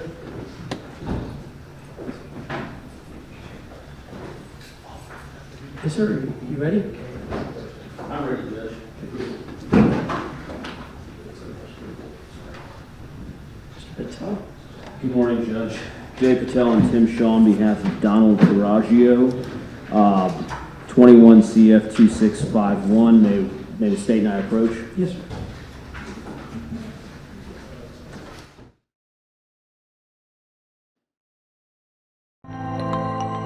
Check out the soaps, bath bombs, and other bath and body products, all made by hand with natural ingredients at Hub City Soapery. Visit us at 1092 North Verdon Boulevard in Crestview or shop online at hubcitysoapery.com. Hub City Soapery. From Tom's Main Street Ice Cream, inviting you to come down and get yourself a banana split, shakes, malts, and we're only a block south of the courthouse. And we have too many flavors to even start mentioning. So come on down and take a look. CQ Roofing, your hometown roofer since 1999. We're state licensed and insured, family owned and operated with 24 years of local service. We specialize in shingles and metal, re-roofs, repairs, and leak specialists. For all of your roofing needs, call us today or visit our website at cqroofing.com. CQ Roofing, your hometown roofer. Hi, I'm Amanda Gaskin with Briar Patch Realty. Helping qualified heroes save money is my passion. When I help a hero buy or sell a home, they receive a check from Homes for Heroes. Check out amandasheroes.com for more information.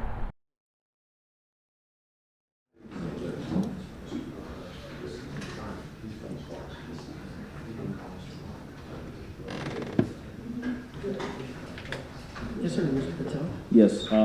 Next, Judge Jay Patel on behalf of Avery Morris, 23 CF 428.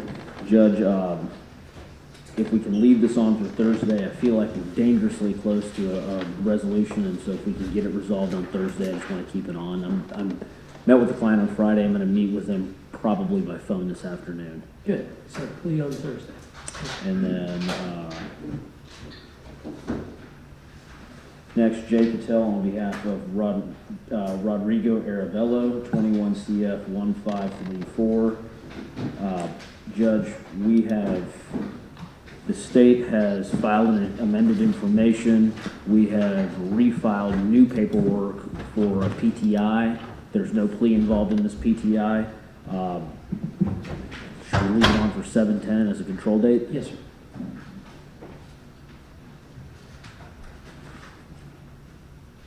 And then I believe that covers it. Covers all of them. Yes, sir. Thank you, Judge. May I be excused? Yes, sir. Thank you. And we had the case with the Yes, sir. state attorney. Your Honor, I'll call Gregory Marler. Mr. Marler is present, Your Honor, and approaching. We have reached an agreement to resolve this case. This case was announced plea or trial. At this time, Mr. Marler would be entering a no contest plea to the lesser included offense of unauthorized access to a computer system. The agreed upon sentence would be that Mr. Marler will be placed on 6 months of probation. Hold on one second. Yes, sir. Mr. Marler's case is 22 CF 1295. Yes, sir. Okay, yes, sir. So Mr. Marler is going to be entering a no contest plea to the lesser included offense of unauthorized access to a computer system. He will be placed on 6 months of probation. The only special condition is that Mr. Marler will serve 20 days in jail, which may be served on weekends. Probation will terminate automatically upon the completion of that jail sentence. He would be assessed $615 in court costs and $150 in public defender fees, and there would be a withhold of adjudication. If I may approach? Yes, sir.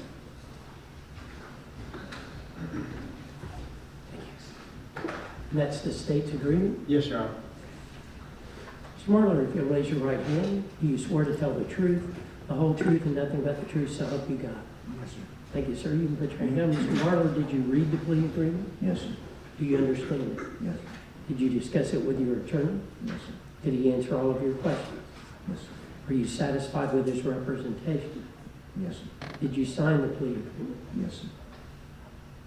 Mr. Marler, before I say that I'll accept your plea, I want to understand the jail. So how is the jail going to know when Mr. Marler is going to be there? I will reach out to the jail. I talked with Mr. Marler, and I believe, and correct me if I'm wrong, Mr. Marler, he was looking to report the first weekend of June to start the jail sentence. He's going to be on 6 months of probation anyway, and it should take him 10 weeks to finish that jail sentence. So, and the specific reason why I wrote that he may serve that on weekends is just in case if Mr. Marler has a change of heart and wants to just turn himself in and just finish the whole bit of the jail, can't say, well, you only are allowed to do this on the weekends. So, Probation? You're looking, sir? Okay, so you're fine with just saying 20 days in the Okaloosa County Jail, it may be served on weekends, and you will coordinate that with Mr. Marler and the jail? Okay. Mr. Marler, I do accept your plea, so you're adjudicated guilty. it's a withhold, yeah. I'm sorry? It's a withhold of adjudication. Withhold of adjudication, that's why it's a portion of the probation. Got it. Good. Withhold of adjudication, you're sentenced to 6 months probation. As a condition of that, you'll need to enter and successfully complete 20 days in the Okaloosa County Jail. You may serve that on weekends. Upon your successful completion of those 20 days in the Okaloosa County Jail, your supervision will automatically terminate. You need to pay the $615 court cost, $150 public defender's fee. I originally wrote cost of supervision waived, but since he kind of has the ability to figure out when he's going to be in jail, he'll need to pay the $40 per month cost of supervision.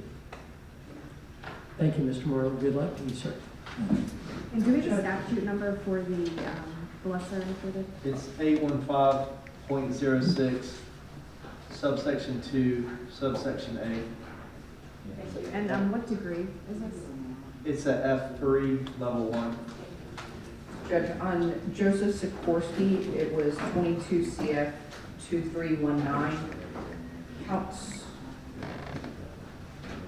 2 and 3 were misdemeanors, so if we can just have that shown as time served. Who is this for? Sikorsky with Mr. Garrett.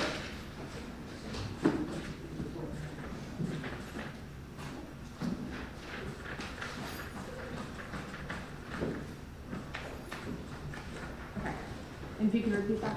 2 and 3, they're misdemeanors, so time served. Thank you, sir. Okay, we're going to take a 10-minute recess, and then we'll come back and finish up tomorrow. All rise. Court's in recess for 10 minutes.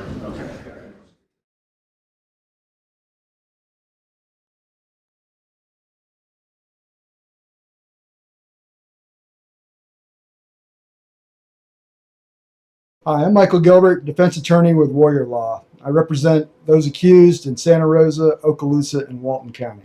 If you or anyone you know has been accused of a crime, give us a call. We can help.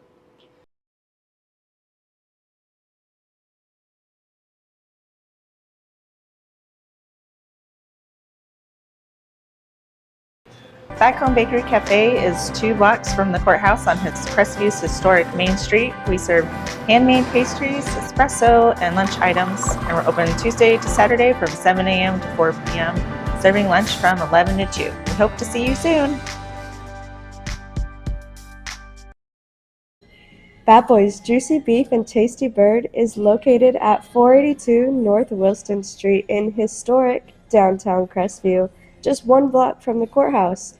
We open at 10 a.m. with amazing lunch specials until 2 p.m., serving incredible burgers, wings, sandwiches, and appetizers. Join us for happy hour Monday through Friday from 3 p.m. to 6 p.m. Hope to see you soon. Hi, I'm Wanda Roberts. For the last 20 years, I've been helping the residents of Northwest Florida buy and sell their properties. My office is just 1 block south of the courthouse in historic downtown Crestview. Give us a call at 850-398-5389. Alex Barthay from the UPS store once again, and I wanted to let you know about our Sunday hours. We're open now 7 days a week. Normal hours that you've been expecting, but now we're open Saturday 10 to 4, Sunday 10 to 3, and it's both our Crestview, Fort Walton Beach, and Eglin Air Force Base locations. So you have things to do, go and do it. Just know the UPS store is going to be here. Again, Sundays 10 until 3 p.m.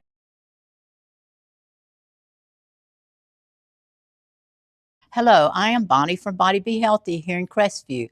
We have been serving the area since 1999. We're an alternative health food store. If you're interested in bettering your health, we'd like to invite you to stop by. We're located in Court Plaza. Stop by and let us help you be healthy.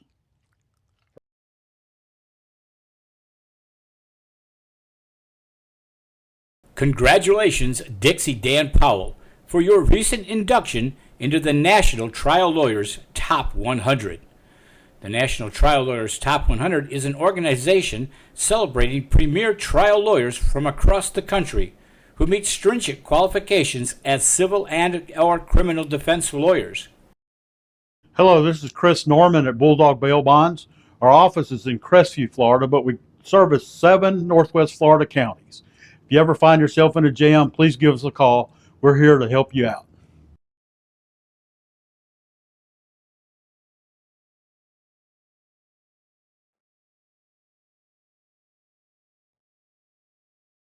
For more than 70 years, the sweet aroma of the Crestview Coney Islands burgers and hot dogs has permeated the downtown area.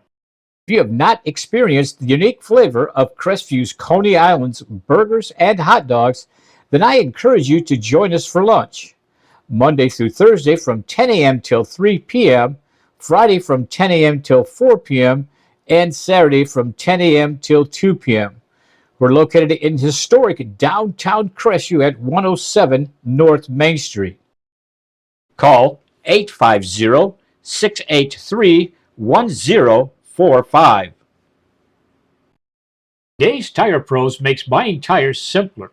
They offer a straightforward approach to tire and auto service that includes nationwide warranties, a hassle-free experience, and a great selection of Michelin tires. No matter what you drive or where you have driven, Michelin has a tire to fit any need.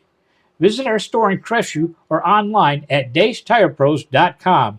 Tire Pros love the drive. Hey, I'm David at Family Vision of Crestview. We've been providing excellent optical service for Northwest Florida for over 34 years. Come in and let us take care of you.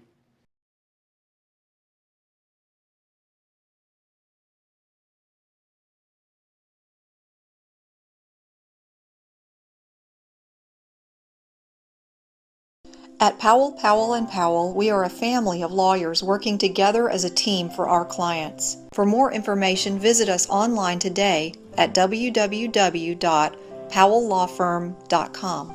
This is Tiffany Woodham, State Farm's newest agent in Crestview. I'd like to personally invite you to stop by my office on North Verdon Boulevard for a no-cost policy review. Let me help you start saving today. Call in, walk in, or click in at yourcrestviewagent.com. Check out the soaps, bath bombs, and other bath and body products, all made by hand with natural ingredients at Hub City Soapery. Visit us at 1092 North Verdon Boulevard in Crestview or shop online at hubcitysoapery.com. Hub City Soapery. From Tom's Main Street Ice Cream, inviting you to come down and get yourself a banana split, shakes, malts, and we're only a block south of the courthouse. And we have too many flavors to even start mentioning. So come on down and take a look. CQ Roofing, your hometown roofer since 1999. We're state licensed and insured, family owned and operated with 24 years of local service. We specialize in shingles and metal, re-roofs, repairs, and leak specialists. For all of your roofing needs, call us today or visit our website at cqroofing.com. CQ Roofing, your hometown roofer. Hi, I'm Amanda Gaskin with Briarpatch Realty. Helping qualifying heroes save money is my passion. When I help a hero buy or sell a home, they receive a check from Homes for Heroes. Check out amandasheroes.com for more information. Hi, I'm Michael Gilbert, defense attorney with Warrior Law. I represent those accused in Santa Rosa, Okaloosa, and Walton County. If you or anyone you know has been accused of a crime, give us a call. We can help.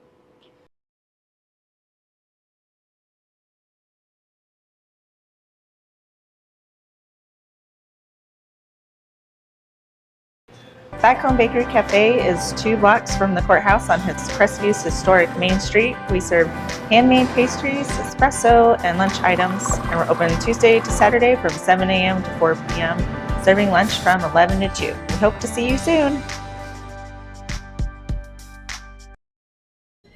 Bad Boy's Juicy Beef and Tasty Bird is located at 482 North Wilston Street in historic downtown Crestview, just 1 block from the courthouse. We open at 10 a.m. with amazing lunch specials until 2 p.m., serving incredible burgers, wings, sandwiches, and appetizers. Join us for happy hour Monday through Friday from 3 p.m. to 6 p.m. Hope to see you soon. Hi, I'm Wanda Roberts. For the last 20 years, I've been helping the residents of Northwest Florida buy and sell their properties. My office is just 1 block south of the courthouse in historic downtown Crestview. Give us a call at 850-398-5389. Alex Barthay from the UPS store once again, and I wanted to let you know about our Sunday hours. We're open now 7 days a week. Normal hours that you've been expecting, but now we're open Saturday 10 to 4, Sunday 10 to 3, and it's both our Crestview, Fort Walton Beach, and Eglin Air Force Base locations. So you have things to do, go and do it. Just know the UPS store is going to be here. Again, Sundays 10 until 3 p.m.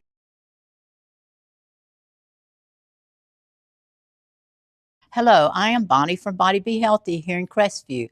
We have been serving the area since 1999. We're an alternative health food store. If you're interested in bettering your health, we'd like to invite you to stop by. We're located in Court Plaza. Stop by and let us help you be healthy.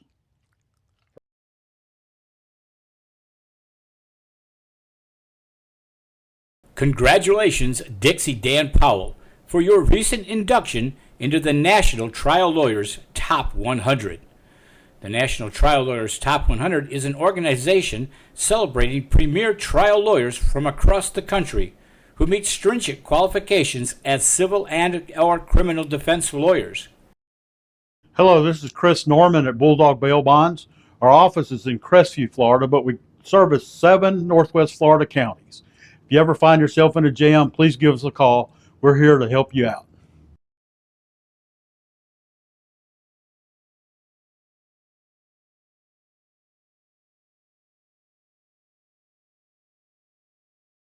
For more than 70 years, the sweet aroma of the Crestview Coney Islands burgers and hot dogs has permeated the downtown area.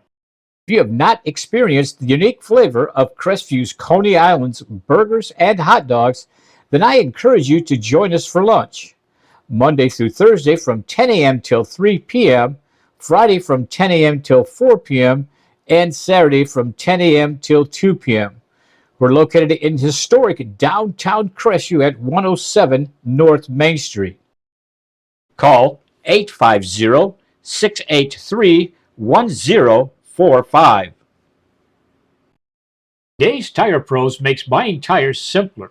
They offer a straightforward approach to tire and auto service that includes nationwide warranties, a hassle-free experience, and a great selection of Michelin tires. No matter what you drive or where you have driven, Michelin has a tire to fit any need. Visit our store in Crestview or online at daystirepros.com. Tire Pros love the drive. Hey, I'm David at Family Vision of Crestview. We've been providing excellent optical service for Northwest Florida for over 34 years. Come in and let us take care of you.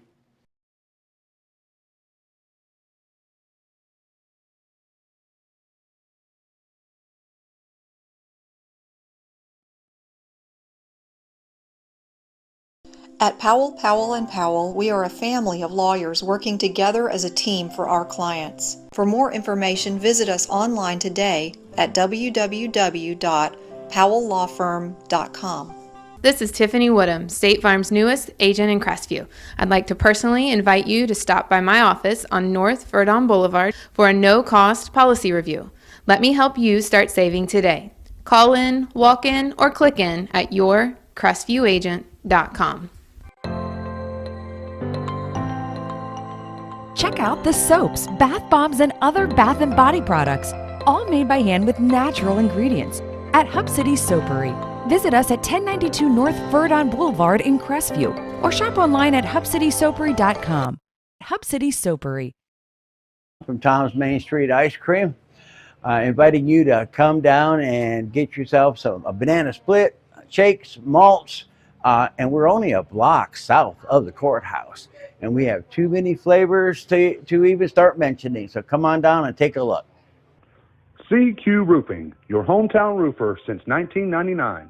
We're state licensed and insured, family owned and operated with 24 years of local service. We specialize in shingles and metal, re-roofs, repairs, and leak specialists. For all of your roofing needs, call us today or visit our website at cqroofing.com. CQ Roofing, your hometown roofer. Hi, I'm Amanda Gaskin with Briarpatch Realty. Helping qualifying heroes save money is my passion. When I help a hero buy or sell a home, they receive a check from Homes for Heroes. Check out amandasheroes.com for more information. Hi, I'm Judge, Mr. Sanders' case, we need to put it on, I guess, the July 10th with the understanding if we get something worked out, I'm going to bring you back early. Okay. Mr. Sanders' case is 21 CF 572. Mr. Sanders, do you understand what Mr. Noakes is doing on your case? Yes, sir. Okay, I'll see you back here no later than July 10th. Thank you, sir. Okay, that's fine. Mr. Stewart. Good morning, Your Honor. Good morning, sir. May it please the court, Your Honor, Brad Stewart on behalf of Samuel Lobello, Judge, L-O-B-E-L-L-O. This is 23 CF 330. Mr. Lobello is present, Your Honor, and I believe the state does have an announcement in this regard. Yes, Your Honor. We spoke to the victim in this case. The victim is actually present in the courtroom at this time. I spoke with him directly just to make sure that everything was good to go, but he would like to drop the charges, and so at this time the state would be announcing the whole process. Mr. Stewart, I'm sorry, Mr. Lobello, your case is dismissed. Thank you, sir. Your Honor, that's all I have in the court's document. Issues. Yes, sir. Thank you, Your Mr. Honor. Stewart. Good seeing you, sir. Likewise. Thank you. Okay, yes, sir.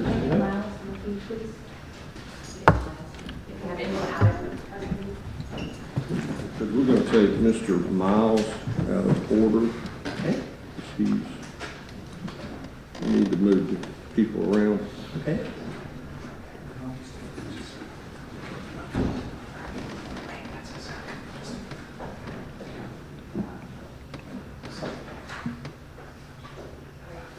Yeah, he's coming, but it takes a second. Want to make sure I was on the line.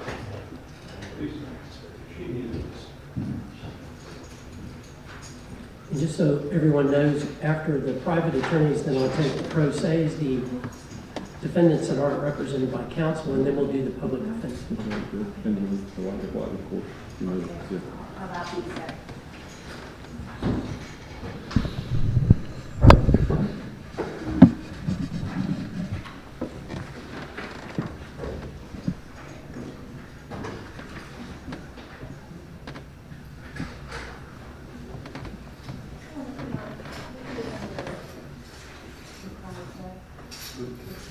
So, Mr. Miles. Good morning. Good morning.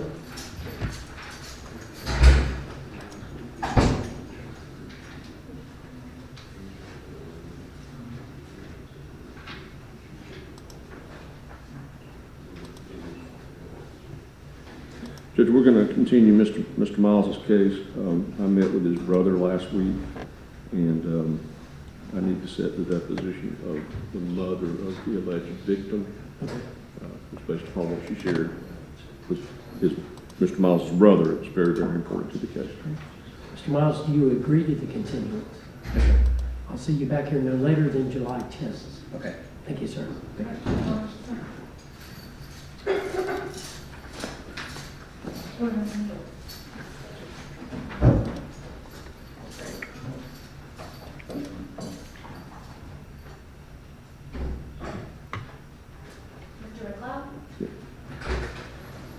And then I've also got Mr.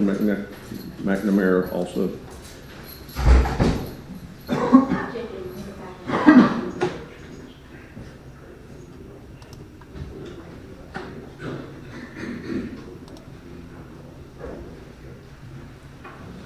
Judge, we're going to put Mr. McLeod on July 10th. Just for the court's knowledge, Your Honor, this is a situation, we're trying to give ourselves ample time to comply with mercy's law and try to get after the victim in this case. If we don't, I don't anticipate us letting this go out until the 10th, and we'll do what's necessary before then. Just for the court's knowledge, that's what's going on in this scenario. Good. Mr. McLeod, I'll see you no later than July 10th, but hopefully I'll see you before that. Thank you, sir. Yes, sir. Thank you. Have a great day. You too. Thank you.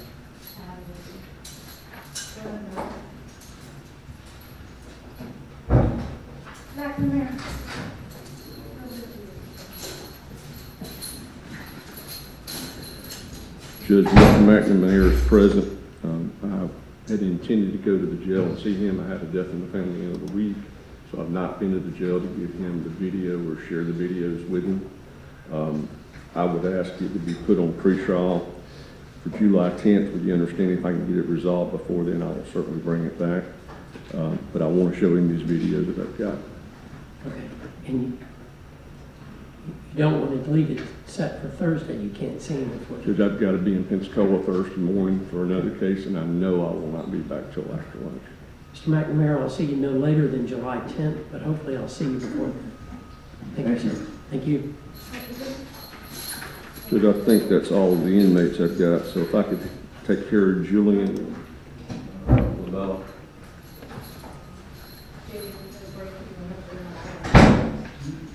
Judge, the state and I spoke about having to obviously do depositions. I met with Mr. LaBella last week, and we want to put it on for July 10th.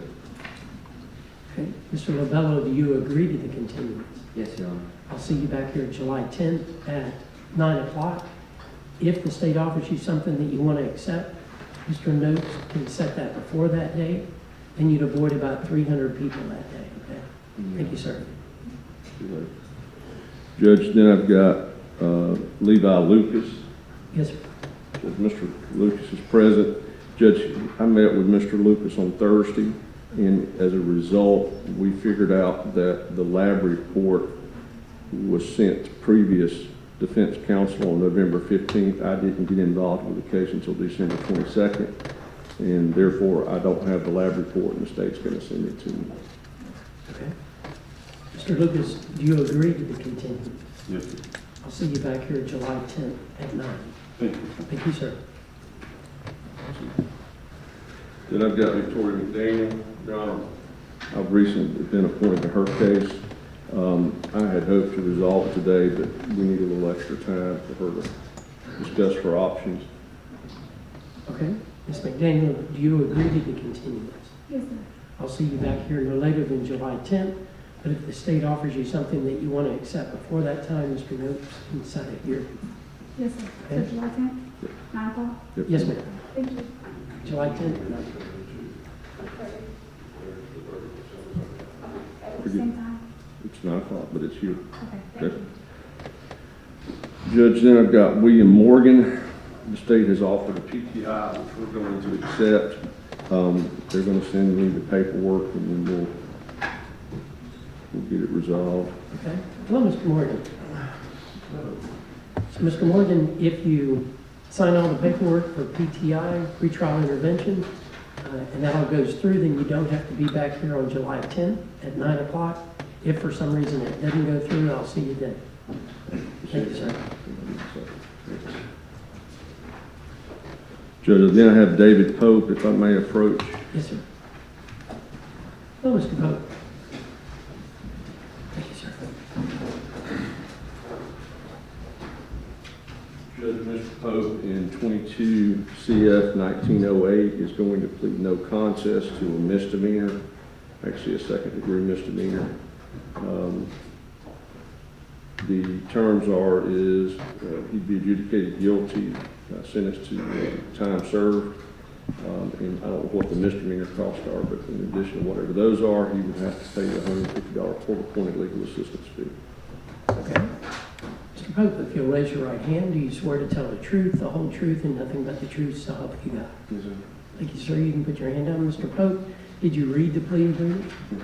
Do you understand it? Yes, Did you sign it? sir. Mr. Pope, I do accept your plea. You're adjudicated guilty. You're sentenced to credit for time served. You'll need to pay the misdemeanor court cost, $150 public assistance fee. How long will you need to pay those amounts? How much is the courthouse? What is the charge that's being put? Trespassing. Trespass. It's 810.082A. It'll be $270 Couple months. plus Okay. the 150. So 3 months? Yes, sir. If you fail to pay it within 3 months, then it'll go to a civil lien or judgment. All right. Thank you, Mr. Pope. Judge, the last case I have on the docket is the juvenile, so I think that. We're bringing a lot now. Yeah, I mean, they're trying to move people around, so Understand. I'm fine to wait, Judge. Thanks, Mr. Knox. Mr. Catalina? Yes, sir. Thank you, Judge. Yes, sir. And thanks for calling my jail. Yes, sir. Thank you for accommodating. Your Honor, I have one case on the docket, Yolanda Perez, P-E-R-E-Z, 23 CF 61. Your Honor, we were prepared to do a plea today, but she had a family emergency, and she called me 3 times. I don't know if she'll be able to be here Thursday. I know the court was talking about Thursday. When is I don't want to continue. I don't want a full continuance on this, Judge. Okay, what I would say is we just continue it until July 10th. But if you want to enter a plea, and I'd strongly suggest that because then you avoid all those people, you can set it any time. You can set it for early one morning during the criminal jury trial week, as long as we got a court order and a clerk. Judge. Then we can accept it. Judge, let's set it for Thursday if we can. Okay. I'll do my Just best to leave it get on. her here on Thursday. Yes, sir. At 9 o'clock? Yeah. Okay. Thank you. I have Judge Wells that day, Judge. I don't know. It's a pretty big docket. We'll be here for a little bit. Okay. You know, we'll also be here at 1:30. We'll just Okay. say at 9 Very o'clock, well. but we'll be here at 1:30. We'll be here at 2:30. Very well. Okay. I'll be here. Good. Thank you, Judge. Any other? Yes, sir. For 9 o'clock. Yes, sir. Mr. LaPella. Good morning, sir. Good morning, Your Honor. Person to approach. Yes, sir.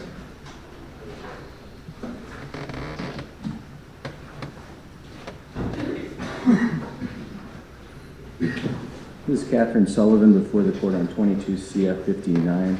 At this time, she's going to withdraw her previously entered plea of not guilty, enter a plea of no contest, as charged in a one-count information. She'd receive a withhold adjudication and be sentenced to 2 years probation with $5.15 in court costs, $40 cost of supervision per month. She's going to have to show proof of an anti-theft class that she's completed. Also show proof of payment of restitution to Kara Gilbert in the amount of $324.13, and also have no contact with that victim, Kara Gilbert, and also no trespassing at the Target store, or any Target store for that matter. And that's the agreement, Your Honor. Thank you. Ms. Sullivan, if you'll raise your right hand, do you swear to tell the truth, the whole truth, and nothing but the truth, so help you God? Thank you, ma'am. You can put your hand down. Ms. Sullivan, did you read the plea agreement? Yes, I did. Do you understand it? Yes, I did. Did you discuss it with your attorney? Yes, I did.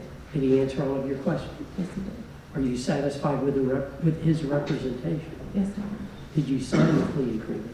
Yes, I did. Ms. Sullivan, I do accept your plea. Your adjudication is withheld, you're sentenced to 2 years probation. You'll need to pay the court costs, $40 per month cost of supervision. You'll need to complete the anti-theft course and pay restitution in the amount of $324.13. Is that to Target? Or is that to Ms. Gilbert? I think that's to Gilbert. It would be to USAA. Okay. To USAA, you'll have no contact with Kara Gilbert and no trespassing at any Target stores. The reason why I hesitate is it says show proof of it. If you have previously completed the anti-theft course, then you just need to show proof of that. Same thing on the payment of restitution. Thank you, ma'am. Good luck to you. Thank you, Judge. Thank you, Mr. Butler. I have one other case that's an inmate. I don't know if they're ready. Yep.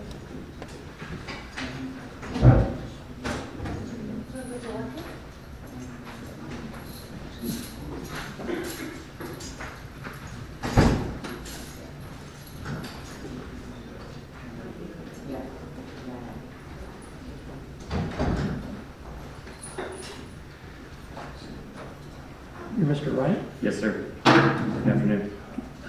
Good morning still, I hope. Sorry.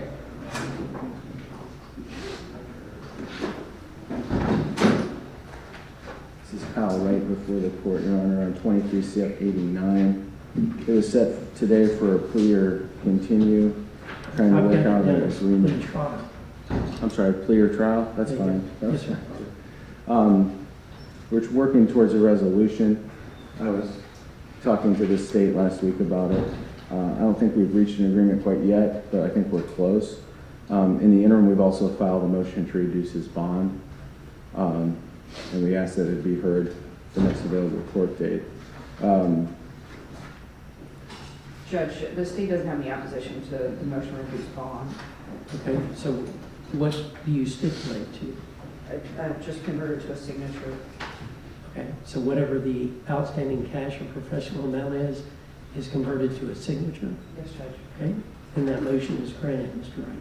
Thank you. So you'll be able to sign out, but as far as your case, I'm looking at going to trial. Okay. Yes, sir. We can, should we go along with amendment? Sure.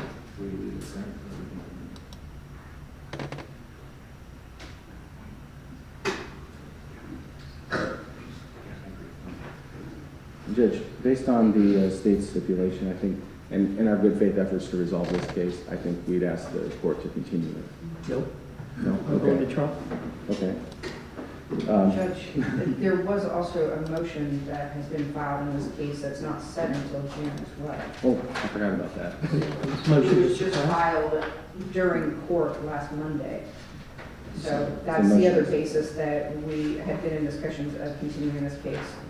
So it's a motion to suppress? A motion to dismiss, Judge. Dismiss. Suppress, actually. It is. Is that how it's worded? It is a motion to suppress, actually. Okay. And that was scheduled, I believe it was set for June. 12th of June. Okay. So Mr. Wright, based on that, do you agree to the continuance of your trial? Yes, sir. Okay. So you'll be able to sign out of jail today. The most important thing probably to you in the short run. Then we'll have that motion hearing next month, a motion to suppress, so I'll see you then. And then we'll have a pre-trial conference on July 10th at 9 o'clock. Okay. Good. Thank you. So I just sign out today and then I'm... Correct. Will there be an order following with the stipulated bond amounts, or should they be announced? I can draft it, Judge. What is the, I think you want it on the minutes where he can be released and doesn't have to wait for the order. Yes. So what is the current cash professional bond amount where we say it's a signature? It's a little confusing. If I could approach it, perhaps.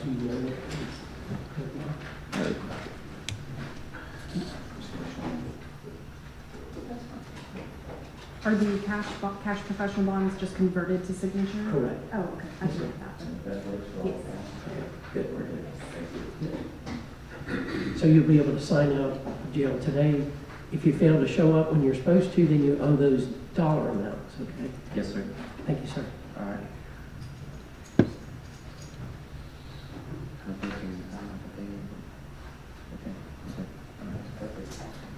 Thank you, Your Honor. And that's all I have. Okay, thanks, Mr. Thank you, Judge. Okay. And Judge, I did get an email from Mr. Ron Johnson. I believe his client is on Zoom whenever you wanted to address that case. He asked me to cover for him. Yes, ma'am. Okay, who is Mr. Johnson's client? It is Blake Martin. Oh, Mr. Martin. How you doing, sir? Good, how are you? So, to the state. Judge, this case had been set with subpoenas at pretrial conference. Your Honor had said the defendant who resides out of state could appear by Zoom today, but would need to be in person at review. Mr. Johnson filed a motion to suppress or dismiss last evening, and based on that, he's asking for a miscellaneous date for that to be heard before proceeding to trial. We don't have any objection to that, so we would ask for one of the June 15th, 19th, or 22nd dates to hear that motion. Okay. Mr. Martin, do you agree to the continuance of your trial? Yes, sir, I do. There's been a lot of things up in the air at this point in time. Okay. So your underlying case is continued until July 10th at 9 o'clock, and the motion to suppress, is that what it is? I believe it's motion to dismiss. The motion to dismiss some of the charges. Motion to dismiss is set for June 19th at 1:30. And I do not need to be present for the June 19th date? Unless your attorney needs you to testify during that hearing, Understood. you don't have to be here. Correct. Okay? All right. Thank you, sir. Thank you, Ms. Sarah. You're welcome. Okay. Lonazak, Jonathan Lonazak. It's 23 CF 130.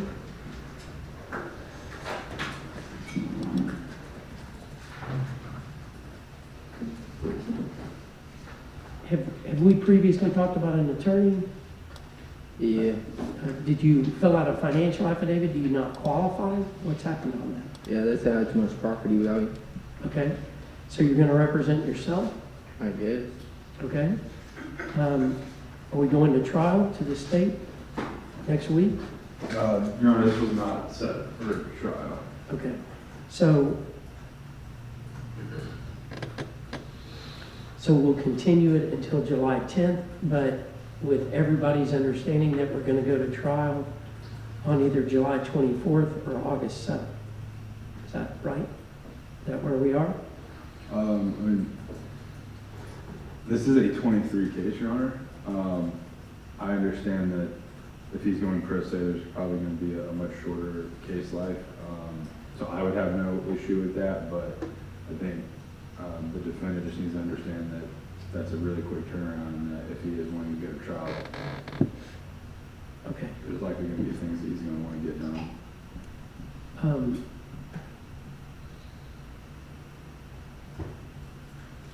I understand.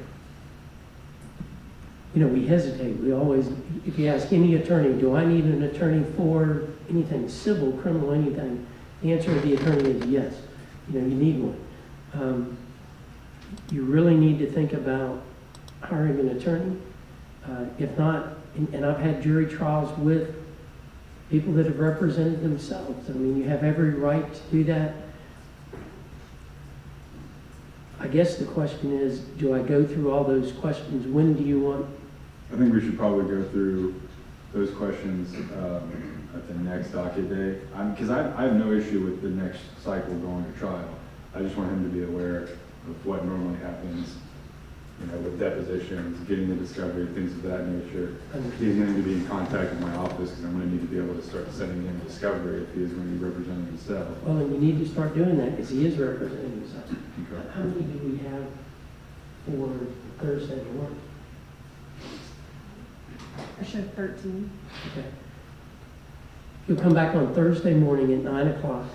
I've got a lot of questions that I'm going to ask you, okay? Since we have fewer folks, it talks about representing yourself and questions that the Florida Supreme Court requires me to ask you, okay? So that'll lay the foundation for, here's all the reasons why we think you need an attorney. And I say we, the system. And then whether you hire an attorney or not, then we'll start, I'll see you back on July 10th. I'll see you on Thursday at 9 o'clock. I got a lot of questions for you, or at least a lot of things to ask you. Yes, sir. I just haven't had the money to get one. Okay. Yes, sir. Okay, I'll see you Thursday at 9. Thank you.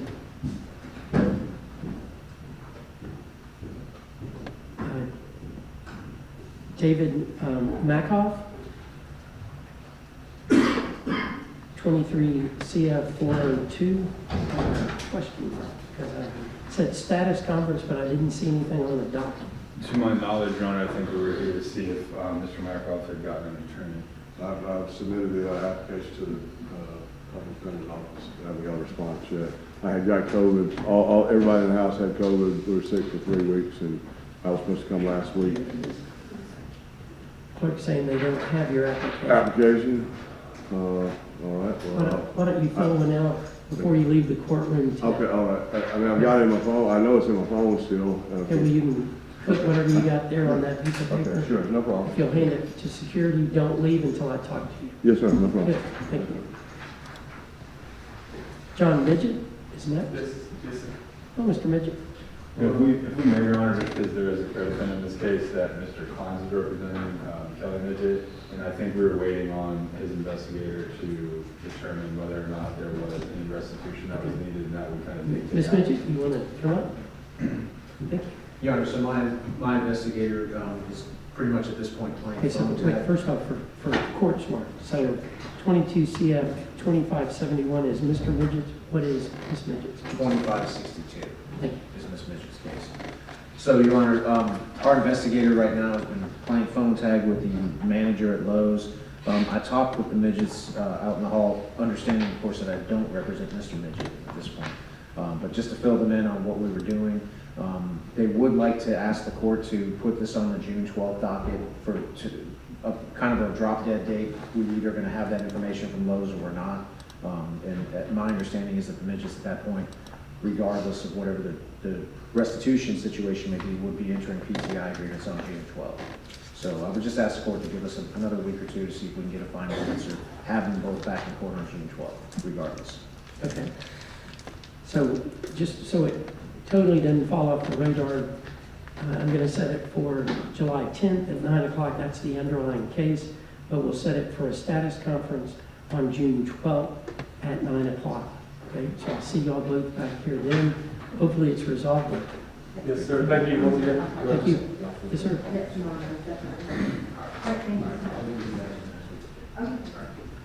Richard Potter, 22 CF 2694. Hello, Mr. Potter. Your Honor, I've spoken with Mr. Potter before he came up today. He showed me some documents that verified that he is driver's license eligible. He's going through the process of getting his hardship. So at this time, the state would announce a dismissal of that case. Excellent. Mr. Potter, your case is dismissed. Thank you, sir. Yes, sir. Thank you, Your Honor. Good job, Mr. Potter. Yes, sir. Thank you. I think that's it on the proceeds. Mr. Notes? Mr. Notes?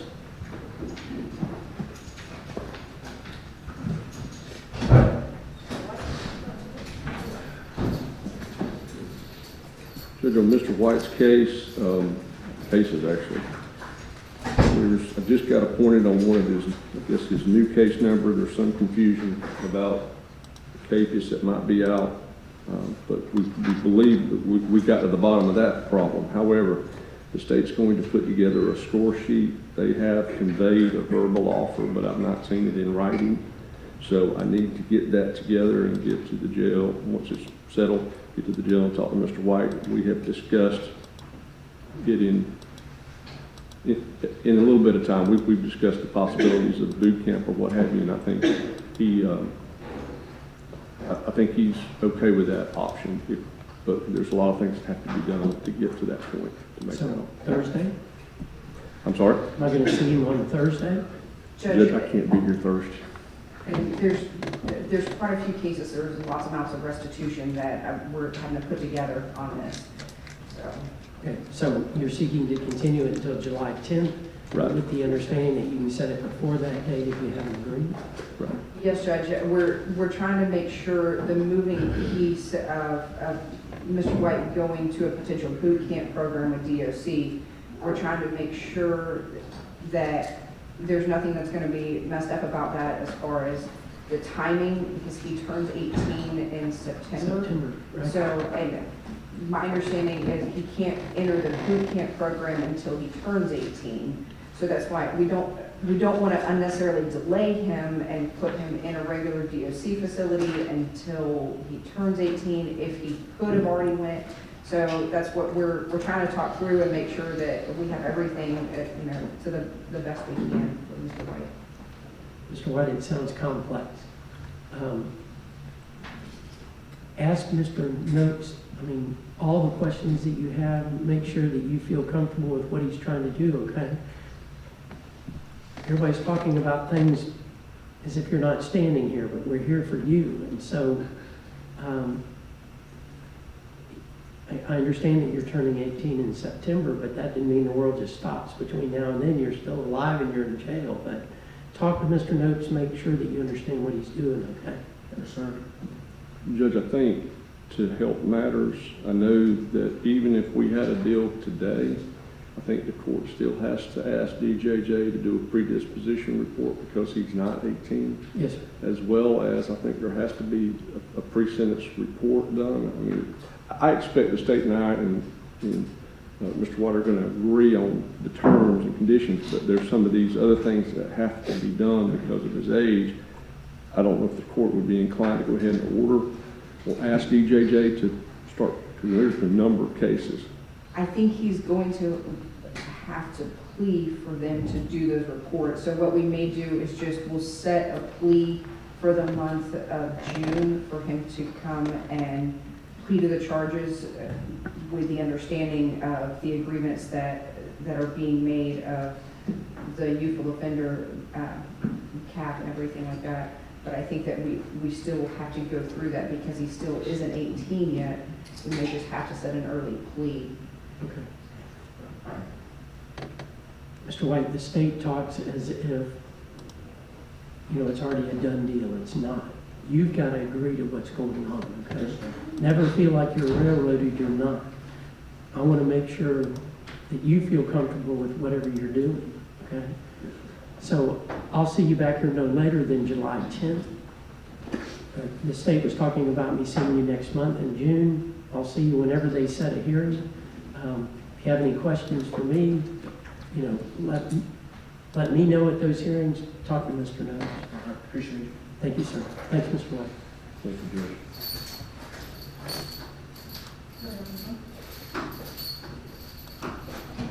Allison, who's next? Okay. This is good. Sounds good. Here in the gallery, I have Brian Magellan. Thank you.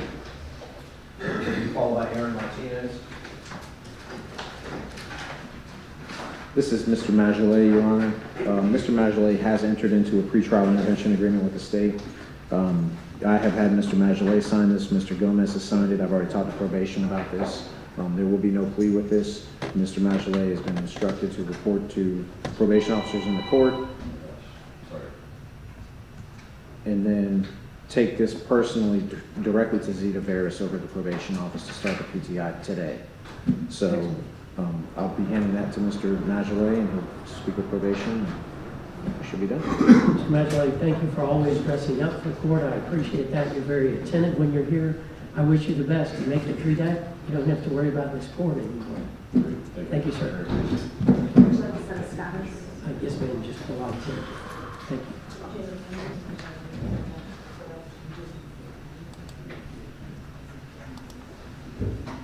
Next, I have Aaron Martinez, followed by Mateo McKinnon. This is Mr. Martinez, Your Honor. We had left him on today to see if we could get some kind of a plea offer from the state. I have not received a plea offer. This case is relatively new. I would ask the court for a one-cycle continuance. If we do obviously resolve this early, we will put this on an earlier docket than July 10th docket. Mr. Martinez, I'll see you back here no later than July 10th at 9 o'clock. Thank you, sir.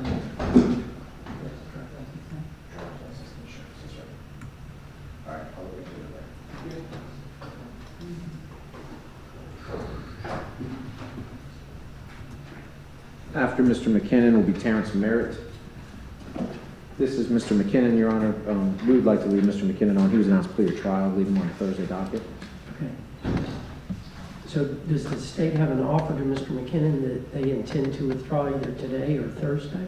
Not at this time, Your Honor. We're actually working through some victim issues, and so that's the only reason why it's being left on right now. We're trying to give ourselves enough time to fully try to get this victim, and if not, then we'll handle it appropriately on Thursday.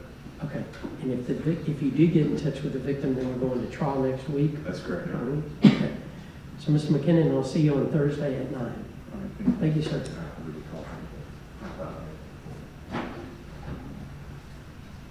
Next will be Terrence Merritt, followed by Michelle Nixon. Mr. Merritt is present and approaching, Your Honor, and he is ready to tender a plea to resolve both of these cases. At this time, in 22 CF 1450, Mr. Merritt would enter a no contest plea as charged.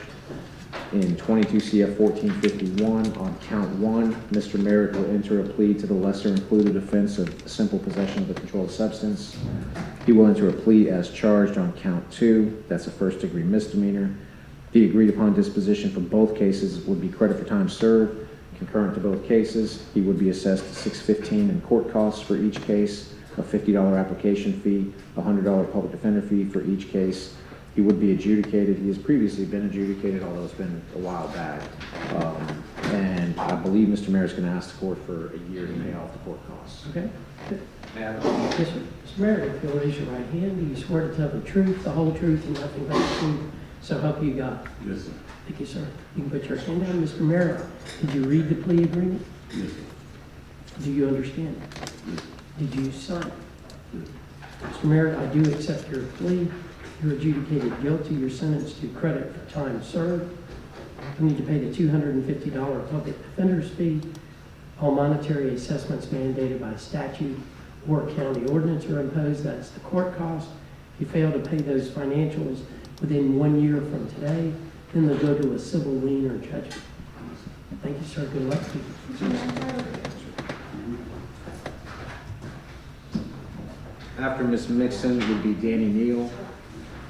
And, Your Honor, for both Ms. Mixon and Mr. Neal, we are waiting for PTI paperwork from the state.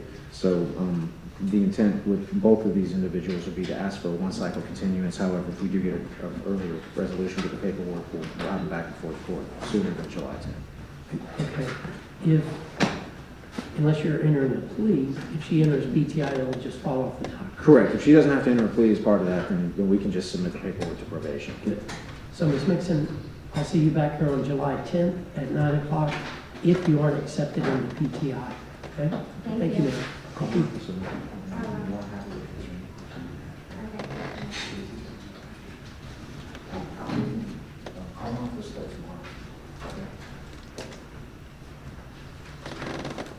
This is Danny Neal, will be followed by Edward Payran. Mr. Neal's in the same position as Ms. Mixon, so we would just again ask for the 7/10 date, and if we get this resolved earlier, I don't believe Mr. Neal would have to be back in court. Okay, good. Mr. Neal, I'll see you back here on July 10th at 9 o'clock, unless you're accepted into pretrial intervention. And I hope you are. I hope you successfully complete it. Thank you, sir.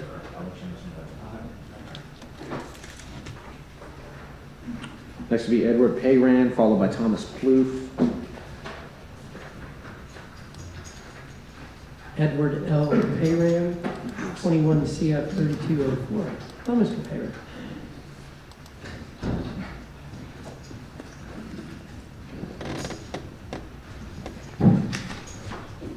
Mr. Payran, can you hear me? You can let him hang down. There you go. Can you hear? Yeah, I can hear now. Good. Okay. Okay. Thank Your you, Honor, sir. this is Mr. Payran. He was announced plea or trial, similar to Mr. McKinnon. We do need to leave him on the Thursday docket. If there are victim problems, I think it'll resolve the case. Okay. So, Mr. Payran, I'll see you on Thursday. See you Thursday at 9 o'clock. Can you can't hear? Allison, can you turn it up? Here, this one is. Can you hear what's going on? My hearing is up here. Your hearing's up here. Okay.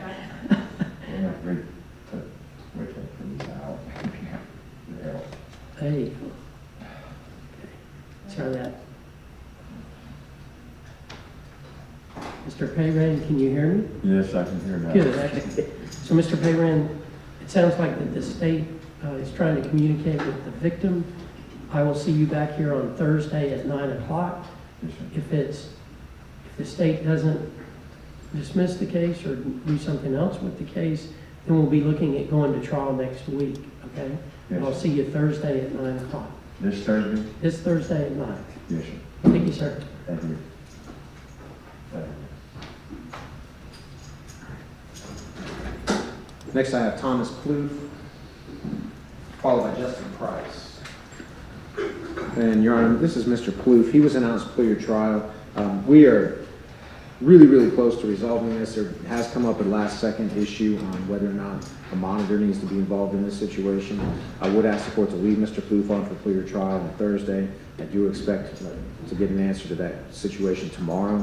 So I do expect this to be a plea on Thursday, but it's just a specific term of the plea. We've taken opposite positions on what has to happen there. So we'll iron that out before Thursday. Okay. Mr. Plouffe, I'll see you on Thursday at 9 o'clock. Okay. Thank you, sir. I'll let you know. Yeah, please send that to me. And last, I have in the gallery this morning, Your Honor, is Justin Price. Mr. Price is in the same kind of boat as Mr. McKinnon and Mr. Payran, so we'd like to ask this remain set on trial docket on Thursday. Also, victim problems? Yes, sir. Mr. Price, I'll see you on Thursday at 9. Okay? Yes, sir. Thank you, sir. Okay, before we go on, let me just take Mr. Makoff? Yes, sir. If you'll come to the lectern.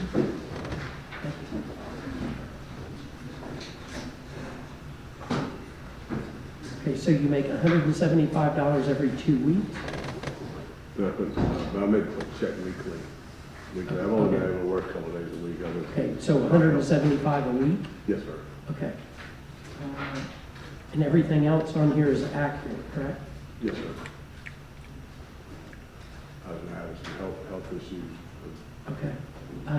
How were you able to post the bond? My mother-in-law posted it. Okay. Mr. Makoff, I do appoint the public defender to represent you.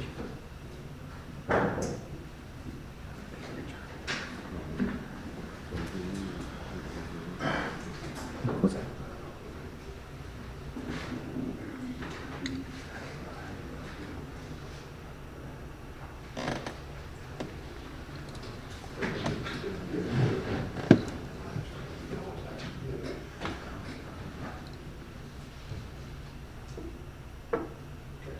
Your Honor, this is Mr. Makoff.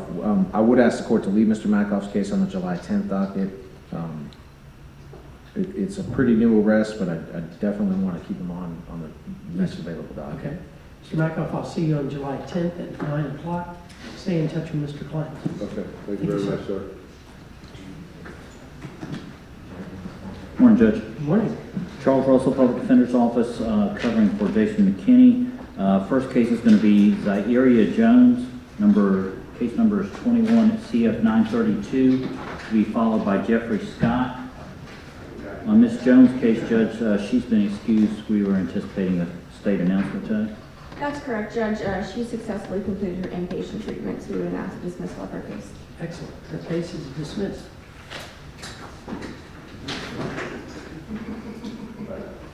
Jeffrey Scott, followed by Nicholas Sheeler. Judge, this is Jeffrey Scott. Case number is 22 CF 2980. At this time, we're ready for trial. We want to leave it on the Thursday docket. Okay. Does the state have an offer from Mr. Scott? The state intends to withdraw. Yes, Judge, we'll withdraw any offers at this time. Okay. Mr. Scott, did you understand whatever the state's offer was prior to today? I haven't heard the offer. And what was the last offer, Mr. Scott?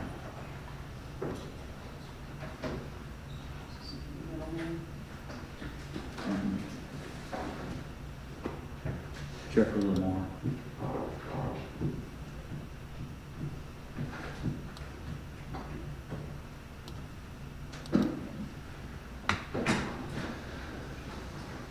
Judge, I think that's because this is a weird case that we had worked out the possession of a controlled substance charge, and then there was the DUI that got filed up for misdemeanor court.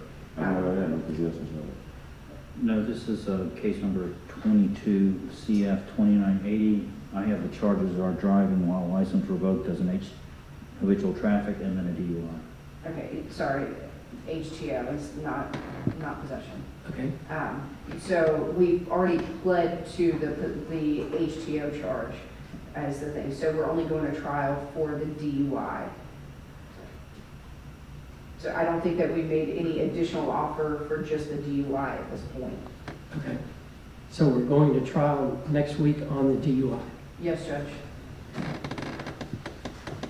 So, Mr. Scott, that means I'll see you Thursday at 9 o'clock, and we'll be looking at going to trial either next week or 2 weeks after.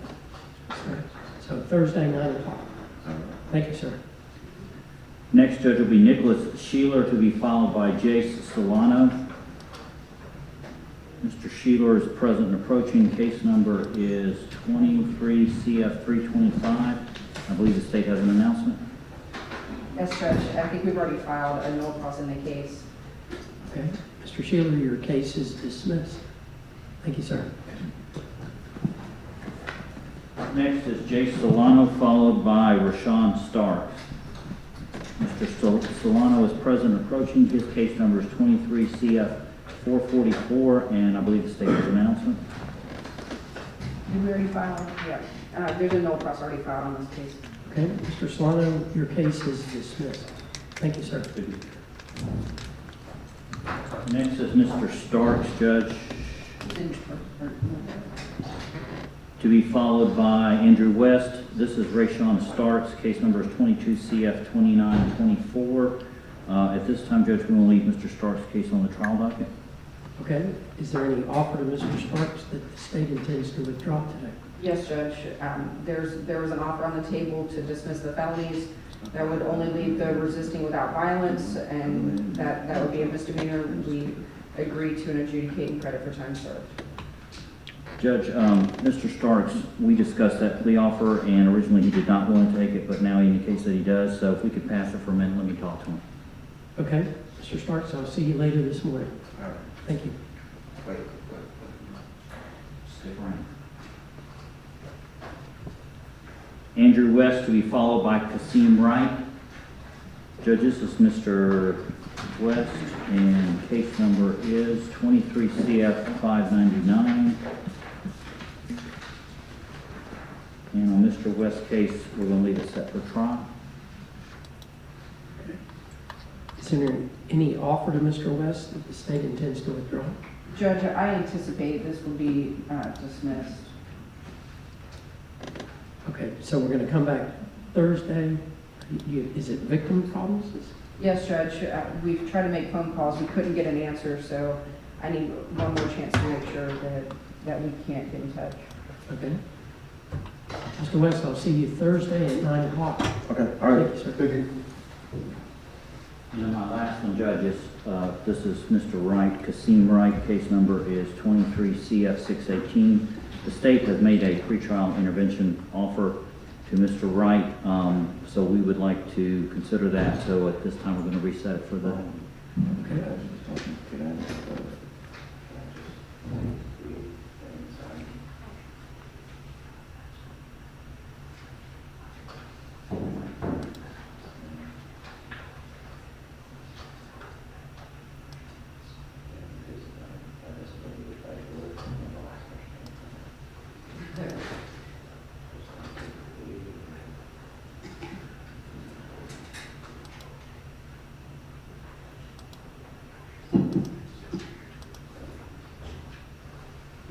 On Mr. Wright's case, Judge, the PTI agreement has to be drawn up by the state and sent to probation.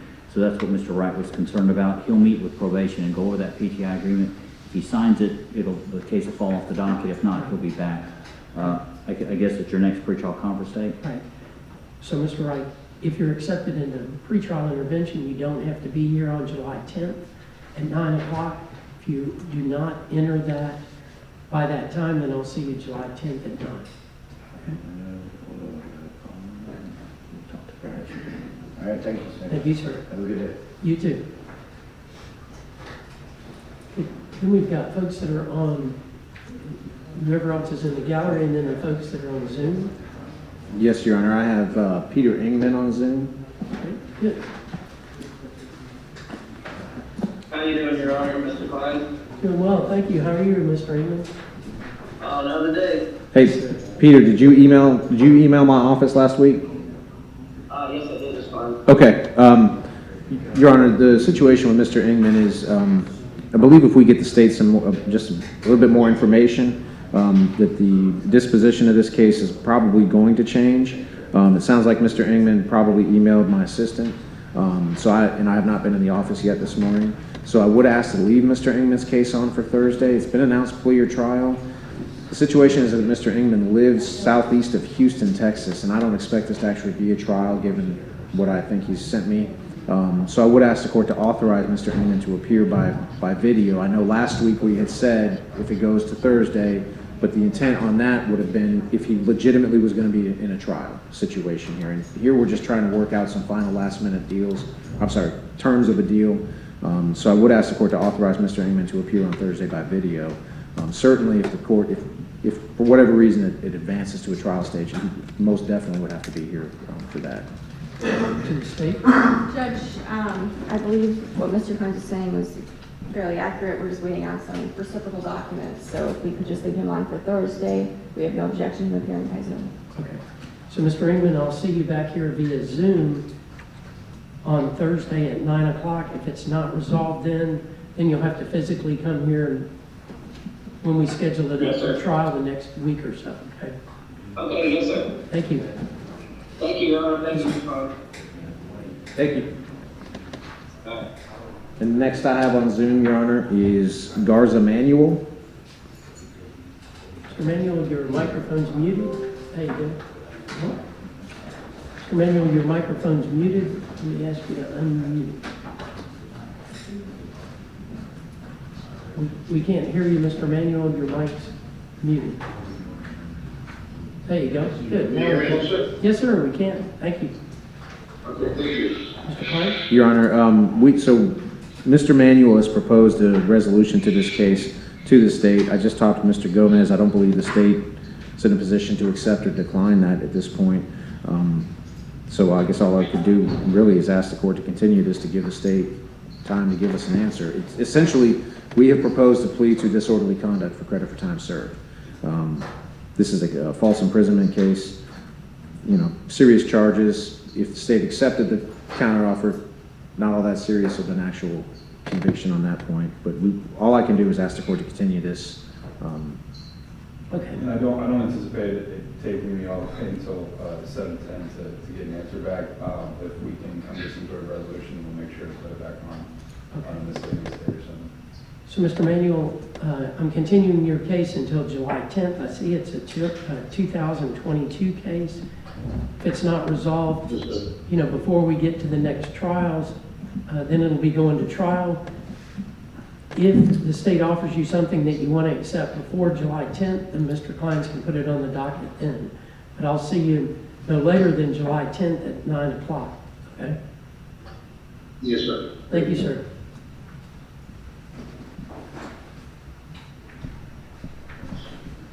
Okay, then who's on the iPhone 4? Miss Mary? Crystal Owen. Thanks, Miss Owen. Your Honor, we are waiting to receive information on how we make the payment here to dismiss the case. I would ask the court to put Ms. Owen on the 612 docket for a status on that. We've been trying to get this information for some time here. Okay, if you don't have that information, well, what I'd say is let's continue the underlying case to July 10th. Sure. And then if you want to set a hearing before that date, otherwise I'm going to have to say about waiving her appearance. Understood. So, Ms. Owen, I'm going to set your case for July 10th at 9 o'clock, but hopefully your case will be resolved well before that. Okay? Sounds good. Thank you, ma'am. Thanks for appearing.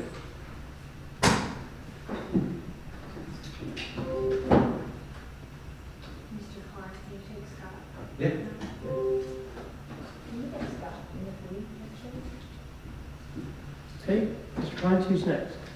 Sounds like court security would request to call Kenshawn Scott.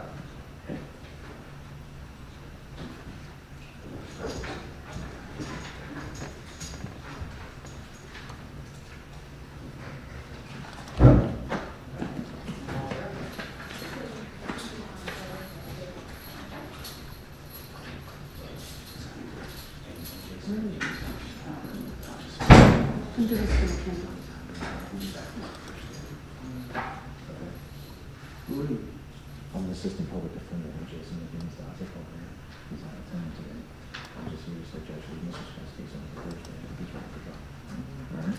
So we have a speedy trial for Mr. Scott. That's correct, Your Honor. I was just explaining to Mr. Scott essentially, I have been instructed by Mr. McKinney to leave Mr. Scott's case on for your trial on Thursday morning.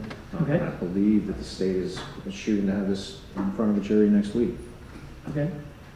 Any offer to Mr. Scott if the state intends to withdraw today? I don't believe there's been any offer to Mr. Scott in a few months. I think that was previously withdrawn at prior court hearings. Okay. Last time they came to me was a license, but 82 months. But they talking about a witness and all this other stuff, and the witness ain't saying nothing, and he's not saying nothing.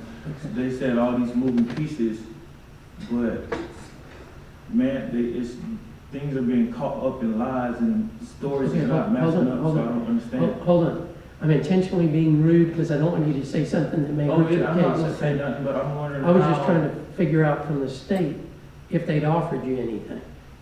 As far as the merits of your case and then being able to prove the case, we'll see what happens. But I don't see how she's going to sit here and continue to pursue this case and they don't lie and things are like being lies being told and she knows this.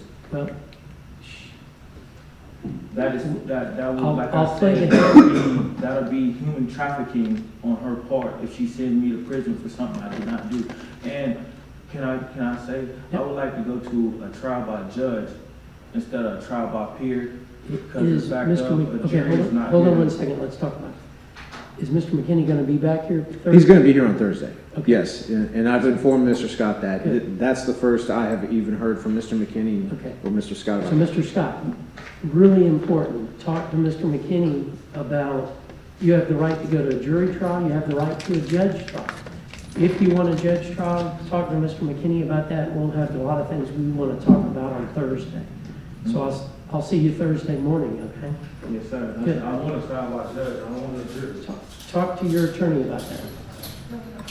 Yes, ma'am.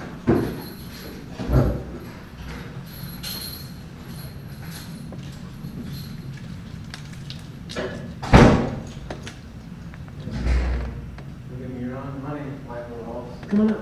Yes, sir.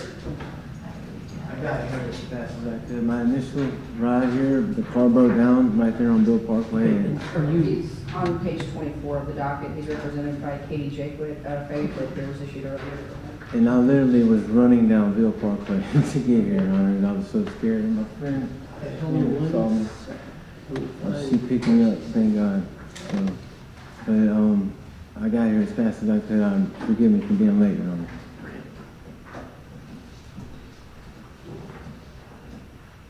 And your name is Ross? Yes, sir. Michael David Ross. Okay. Mr. Ross, I do withdraw the capias to the state. Should we leave Mr. Ross set for Thursday? Judge, I can send a message to Ms. Jaquith. I wouldn't anticipate that we'll have a resolution on Thursday. I think it was just clear continue. Yes, ma'am. That there was no trial anticipated, so Right. I would say we do a full continuance. Okay. Mr. Ross, so I'm going to continue your case unless you object to that. No, sir, I do not. I'll see you back here on July 10th at 9 o'clock. We'll have about 300 defendants here that day. If you want to enter a plea before that date, if the state offers you something and you say, hey, it's in my best interest to accept that, even if it's probation or something. Yes, sir. And you want to enter it sooner than later, your attorney can Thank you so much. set it for a hearing. Okay? All right. Have a good But day. I'll see you no later than July 10th at 9. Yes, sir. Thank you for showing up. Thanks for running down the street. I was running fast, my friend was saying, oh my God. Good. Have a good day, thank you. Thank you so much, man. Okay, who's next? Next, Your Honor, will be Dana Melson.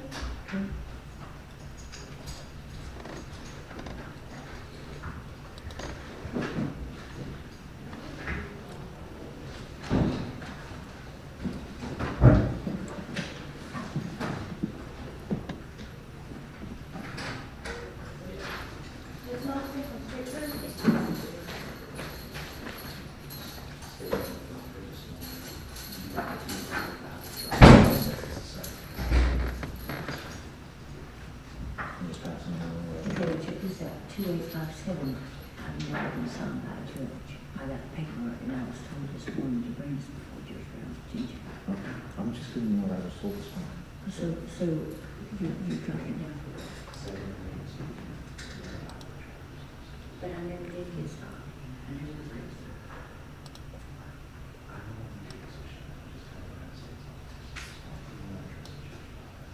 Let's take this to trial. Because I ain't even been arrested. Your Honor, so this is Ms. Melson. I was just relaying to Ms. Melson, the state had made an offer to her this morning of credit for time served on plea to no valid driver's license. Ms. Melson has taken the position that she's never been formally arrested on this particular charge. So I believe that is I believe, and she'll correct me if I'm wrong, but I believe that's her concern right now, is that she's never been formally arrested on this. Is that Yes, fair? sir. Okay. Okay, so the state has offered a credit for time served on a misdemeanor? A second-degree misdemeanor, Your Honor. Okay. And it'd be an adjudication of guilt, right? Okay, it's, Okay. But I was never arrested for this. okay, well, I mean, you could treat that as So, a Look, this is me signed by Mr. a Klein, judge. so let me ask you this. You're the mouthpiece for Ms. Correct. Nelson. So if you file a motion to dismiss the case, do whatever, then the court will address that. But Ms. Melson just saying, I was never arrested, it's a nullity, basically, Right. as long as she's represented by you. Especially on a second-degree misdemeanor, you don't even have to be arrested on a second-degree misdemeanor. You can just get a notice to appear. Yes, sir. So So unless you're going to adopt something. my formal advice would be to accept the state's offer. It should resolve everything. And I went over at the jail on Friday. I went over with Ms. Melson, showed her on my phone all the benchmark, that this is the only pending charge in benchmark, other than there are 2 traffic tickets associated with this that are technically TR cases. But I showed Ms. Melson this is the only open charge that Okaloosa County has. Everything else from last year has been dismissed. My recommendation would be to accept this. Ms. Melson, you don't really have to be formally arrested on this to be in. Ms. Nelson, so here's what I hear, and then I'll listen to you. Yes, sir. Is that the state's offering an adjudication of guilt on a misdemeanor. You'd be sentenced to credit for time served. You'd have to pay misdemeanor court costs and $150 public defender's fee. And I'd give you up to a year to pay those amounts. And if you didn't pay them, then they'd go to a civil league. So tell me what you want me to do. Well, Your Honor, it sounds sweet, and I would do it if it was going to work out like that. But according to this paperwork, I have been arrested on multiple 32234, which is moving traffic violation, habitual offender. I've been arrested in 5 counties on the same charge of 1 incident of April the 14th. Now, the 2857 that I'm in before you today, none of them has ever been decided by a judge. The affidavit warrants, it was brought to my attention today in the jail. But wait a minute. When I said I'll hear what you want to say, but if you're talking about the substance of your case, you've got an attorney. I told him. At this point, either you're going to trial or you accept the state's plea. We'll take it to trial because, Your Honor, I've never been arrested for these charges. And I also got this from one of the sergeants at the jail, that I'm not even in the jail under Dana Melson. I'm under Dana Nelson. If you don't want to accept the plea, you don't have to. How much longer we got to go before we go to court on this? I'll see you on Thursday, and then we'll be looking at hopefully going to trial next week. If it's not next week, it'll be 2 weeks after that. I just want Ms. Wilson to understand that her exposure, we're about to take this offer off the table. And I need her to understand that if I take this off the table, The difference is she would have walked out of jail today and had no cases open. Now she is saying no to an offer that gives her 5 years of exposure in DOC time, and we will seek that when we prevail at trial. And she's turning down, I just need her to understand and get on the record that she understands that she's turning down an offer that will give her a misdemeanor and get her out of court today and resolve, I'm looking at her benchmark, it would resolve every single case that she has open in Okaloosa County. Okay. So Ms. Nelson, hold on one second. So. It seems like she's very confused about what would occur if she were to enter this plea, and I just want to make it crystal clear that there is one case that's open in Okaloosa County, just as her attorney told her. It is CF 2857, and if she agrees to this misdemeanor, she would be adjudicated guilty, credit for time served, and would likely get out of jail tonight. Not likely, she would get out today, Yes. right? But may I say something, Wait, please? hold, yes, ma'am, but hold on one second. Hold on. So I just want to make sure you understand what the state's saying. Everybody here is saying you're being offered, you can get out of jail today. Yes, sir. Versus go to trial and you may be sentenced up to 5 years in prison. Do you understand that? Yes, sir, and I would like to ask, does this, if I bring this to trial, will I have my witnesses of Officer Walter Cottrell and Timothy P. White? Will they be present on this? Yes, they've already been subpoenaed. Let's take it to trial. We were stating withdrawing the offer this time. But, oh, can I say one more thing? Okay, wait. First, did you understand what the state just said? No, sir, I didn't. Okay. The state's going to withdraw their offer of credit for time served if you don't accept it right now. Do you understand that? Yeah, I do. Yes, sir.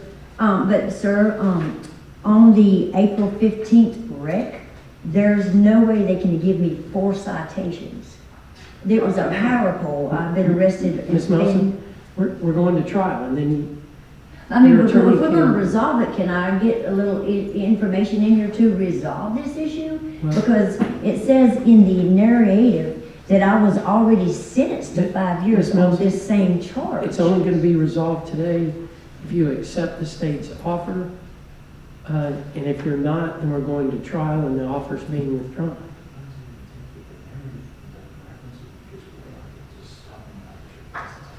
But listen, this charge right here, 28587, is the same charge in the narrative for 5 years. I have never been arrested for this. I'm not taking nothing I didn't do.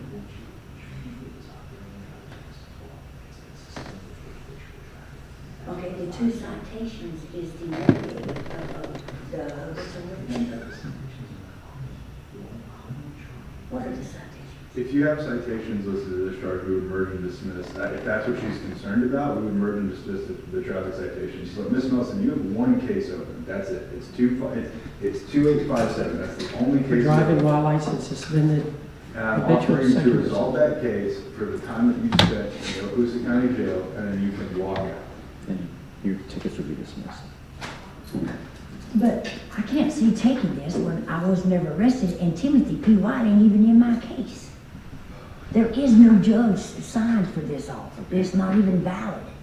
Ms. Nelson, everybody in this courtroom really wants you to take this plea offer. But it seems But it's to me- your right to go to trial if you want to. Your Honor, no disrespect to you, but I don't trust a dang soul in this courtroom. Okay. I'm sorry to say that, but Well, look, hopefully I've been you'll trust the arrested jury. 10 times for the same charge Okay. in a year. Okay, we're going to trial either next Wait a week minute, or... I didn't say nothing. Just hang on. So you're telling me one more time. Tell me what you're gonna give me. One more time. I offered to resolve, and I'm looking at benchmark, ma'am. I'm looking at, you have no open cases in Okaloosa County, with the exception of 22 CF 2857. That is right now a felony charge of driving while license suspended, habitual HDO. I am offering to reduce that charge to a misdemeanor, no valid driver's license, so it doesn't affect your ability to go back and get a driver's license when you get out of jail.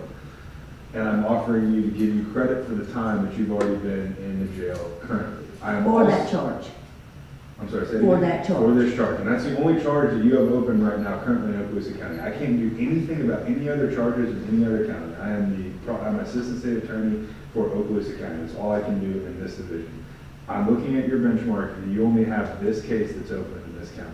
So if offering we you- close this off today, the U.S. Marshals can come get me. I don't know about, I can't speak to that, and I don't want to speak to that, because that's not, I have no knowledge of that.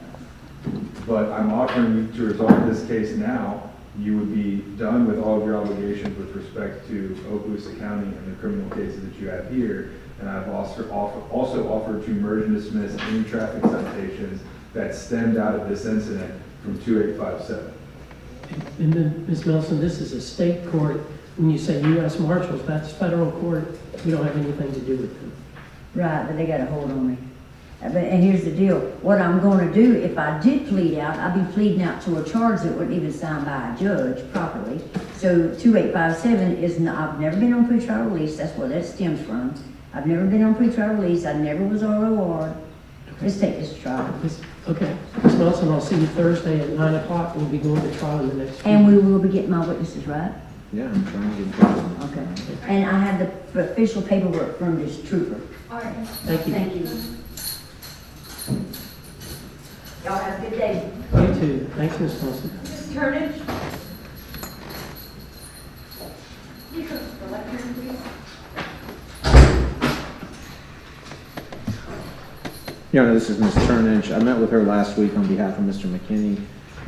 She does want these depositions rescheduled, so we would have to ask for a one-cycle continuance here. Okay. Hello, Ms. Turnage. Ms. Turnage, do you agree to the continuance? Do you agree to the continuance? I was trying to see, yes, I guess so. Okay. You want your attorney to take those depositions? Those depositions? Yes. Okay. So I'll see you back here no later than July 10th, okay? Okay. Thank you, ma'am. Next is Douglas. Last name.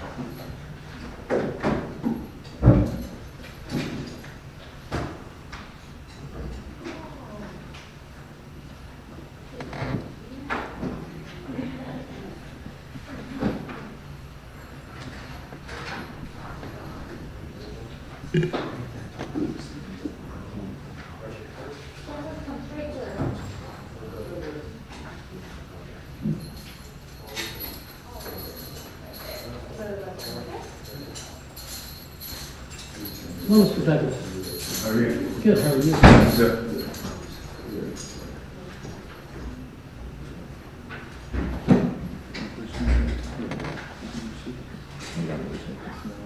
It's going to be time, sir. Your Honor, this is Mr. Douglas. We do have a resolution here to resolve Mr. Douglas's cases. I will start with the VOP cases first. Those would be 20 CF 3022 and 21 CF 157. Mr. Douglas would admit violating supervision in those particular cases. The agreed upon sentence is that his supervision would be revoked and terminated. He would be sentenced to time served. He'd be assessed a $100 cost of prosecution for each case, $200 in public defender fees. He would be adjudicated. He has not previously been adjudicated, Your Honor.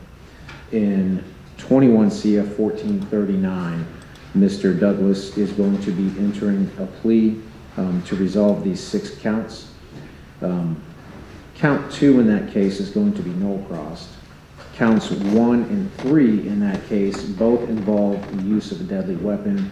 The state is going to agree to plead those particular counts 1 and 3 to lesser included offenses of carjacking without a weapon and robbery without a weapon. Count 4 is a grand theft auto. That count would also be null-crossed. On count 6 is a first-degree misdemeanor. Mr. Douglas would be sentenced to time served on count 6. On counts 1, 3, and 5, he's going to be sentenced to 48 months in the Department of Corrections with credit for all time served. This is a negotiated downward departure. I'm sorry, Your Honor, I'm just double checking to make sure I don't have to give you something you need to interpret. He'll be assessed $615 in court costs, $150 in public defender fees on this 21 CF 1439. and he would be adjudicated. I'll have Mr. Douglas sign the plea forms here. And this is a resolution that's been quite a while in the making. He and I discussed this rather extensively. Scorsese? Yes. And do you have statute numbers for the 2 counts that were? They're lesser included, they're still felonies. I thought we just needed that for misdemeanors. No, sir, we'll still need the. Okay. Still actually get this one. Just for record, this is a valid departure for the purposes of a legitimate unenforced plea bargain. Good, thank you, sir. I'll have to get the statute numbers later. I don't know what they are. Do you know the degree of them? I think robbery without a weapon is a third-degree felony. Actually, hold on, if I could just give me a second real quick. May I approach with these? Yes, sir, thank you. There's 2 different plea What's agreements. the case number again, I'm sorry? 21 CF 1439. Mr. Douglas, if you'll raise your right hand, do you swear to tell the truth, the whole truth, and nothing but the truth so help you God? Yes, sir. Thank you, sir. You can put your hand up. Mr. Douglas, did you read the plea agreements? I did. Do you understand them? Yes, sir. Are you currently under the influence of any drugs, alcohol, or medication? No, sir. Have you ever been treated for any mental illness or emotional disturbance, or are you suffering from any of those at this time? No, sir. How far did you go to school? I graduated high school. Good. Did you read the plea agreements? Yes, sir. Do you understand that if I accept your plea, that you're waiving your right to an evidentiary hearing on the VLP cases? Yes, sir. And you're waiving your right to a trial by jury on the new case? Yes, sir. Has anyone forced, threatened, or coerced you into entering the plea? No, sir. Has anyone promised you anything other than what Mr. Klein stated today on the record? No, sir. Mr. Douglas, I do accept your plea, and I find that you're alert and intelligent, that your plea is freely and voluntarily entered, that you understand the nature of the charges against you. Are you satisfied with Mr. Klein's representation of you? Yes, sir. And are represented by competent counsel with whom you state you are satisfied. I do find that there is a factual basis for acceptance of the plea. On the VLP cases, you're adjudicated guilty. You're sentenced to credit for time served. Your prior supervision is revoked and terminated. There's 2 $100 cost of prosecutions, 2 $100 public defender's fees. In the new case, 1439, you're adjudicated guilty. You're sentenced to 48 months with the Department of Corrections with credit for all time served. And that's to run concurrently in counts 1, 3, and 5. Count 2 is dismissed. Count 4 is dismissed. Count 6, you're sentenced to time served on the misdemeanor. All monetary assessments mandated by statute or county ordinance are imposed. That's the court costs on the new case, $150 public defender's fee on the new case. All outstanding financials will go to a civil lien or judgment. Mr. Douglas, you do have 30 days to appeal this judgment and sentence. If you wish to appeal, it must be in writing. If you cannot afford an attorney to represent you for that appeal, one may be appointed for you. Do you understand your appellate rights? Yes, sir. Thank you, Mr. Douglas. Mr. Douglas, right over here. And for the clerk, Your Honor, carjacking without a weapon, that statute number is 812.133, subsection 2B. And then for robbery without a weapon, that is 812.13, -2-C, so subsection 2C. Okay, I apologize. So 812.13. This is for robbery without a weapon, 812.13-2-C. And are these, do you know what degree these are? The robbery without a weapon is an F2, and the carjacking without a weapon is an F1.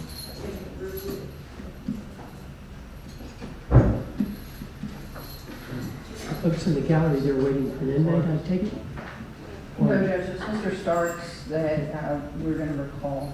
He changed his mind about the plea agreement, Judge, he's looking at it right now. Good, okay. All right, Mr. Ford? Okay. So, Mr. Russell, whenever you want to call Mr. Starks to close in. Yes, sir, I'll let you know. Good. Your Honor, this is Mr. Florence. This has been announced plea or trial. We leave Mr. Florence on the Thursday docket. I talked to Ms. Barrington this morning. I do believe and expect this to be a plea. However, I know the state wants to have the opportunity to have the alleged victim's mother present. So if we could just leave Mr. Florence on for Thursday morning, but I do expect this to be a plea. Okay. Mr. Florence, I'll see you Thursday morning. If it's not resolved then we'll be going to trial either that next week or a couple weeks later. Thank you, sir. Next is Ben Lee. Who else? Ben Lee. Okay.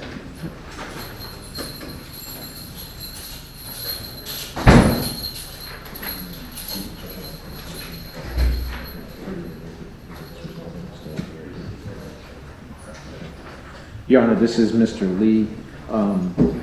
We have proposed a couple different resolutions to the state. They're not in a position to say yes or no at this point. I would like to ask the court to allow us to put Mr. Lee's case on for June 12th for change of plea. It's either going to be a plea to the bench or we're going to get something worked out with the state here. Okay. So, Mr. Lee, just where it doesn't totally fall off the radar, I'm going to put July 10th at 9 o'clock. That's just a pre-trial, but I'll put it for a status conference on June 12th at 9 o'clock. Okay, so I'll see you on June 12th at 9. Thank you, sir. Mr. Russell? Next is Paul Martinez. Okay, we're going to do the person in the gallery, the last person in the gallery. Rayshawn Starks. Mr. Starks is present approaching judge. This is case number 22 CF 2924. Yes, sir. We've reached a plea agreement. It's to a misdemeanor count, so there won't be a score sheet. Can we announce the plea in the sentence or bring You it? just want to give it to me. Mr. Starks, if you'll raise your right hand, do you swear to tell the truth, the whole truth, and nothing but the truth, so help you God? Yes, sir. Thank you. You can put your hand down. Mr. Starks, did you read the plea agreement? Yes, sir. Do you understand it? Yes, sir. Did you sign it? Yes, sir. Mr. Starks, I do accept your plea. Counts 1 and 3 are dismissed. Count 2, you're adjudicated guilty. And that's a misdemeanor. You're sentenced to credit for time served. You need to pay the court costs, $150 public defender's fee.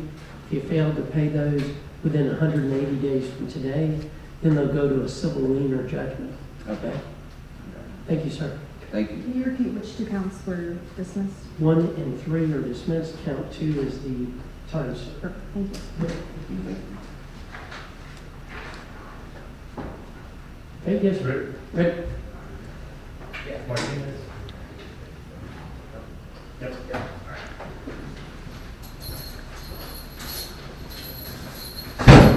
Your Honor, this is Mr. Paul Martinez. He was announced plea or trial.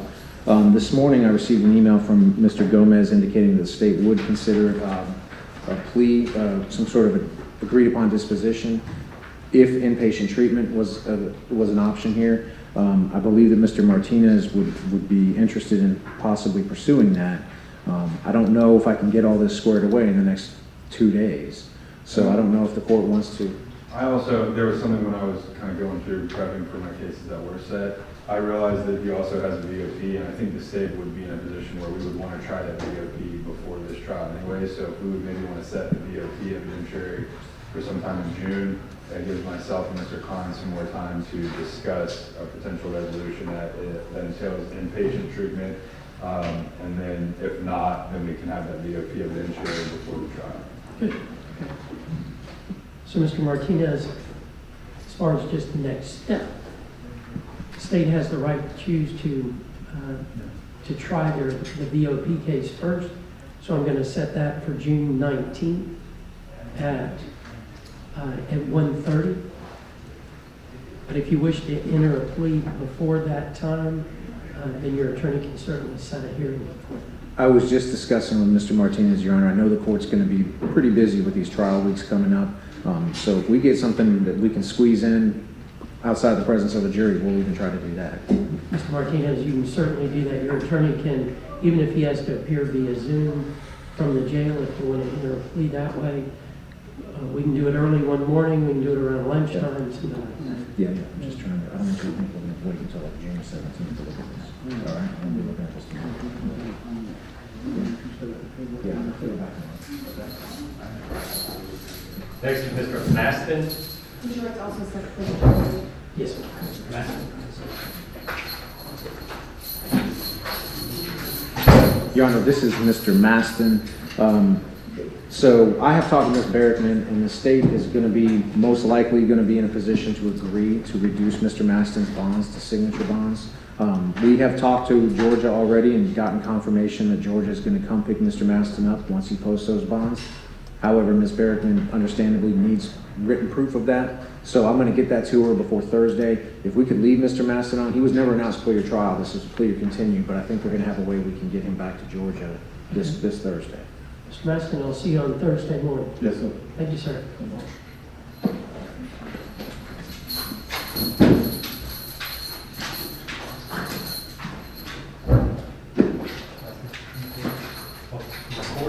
Thank you.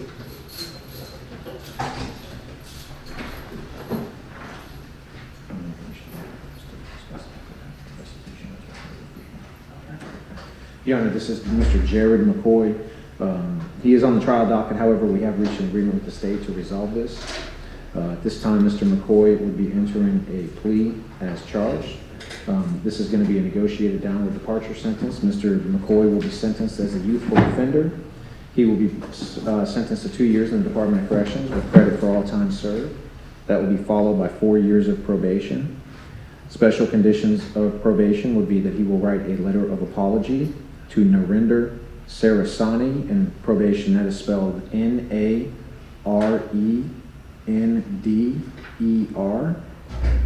Sarasani is S-A-R-A-S-A-N-I.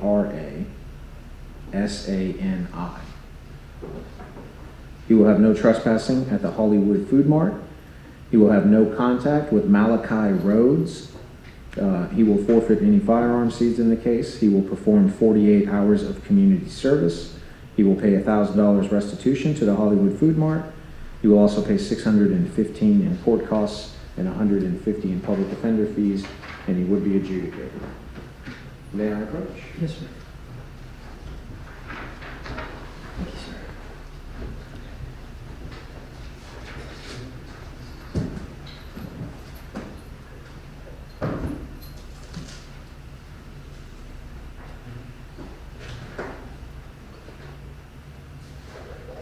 Mr. McCoy, what I was doing is pulling my small bench book. By being sentenced as a youthful offender, well, and I'm glad that I pulled this up. It's my understanding that if the department determines that Mr. McCoy would qualify for boot camp, then the court has to allow that unless I say in the sentence today, Judge, the state would have no objection to him going to a boot camp program. Okay, good.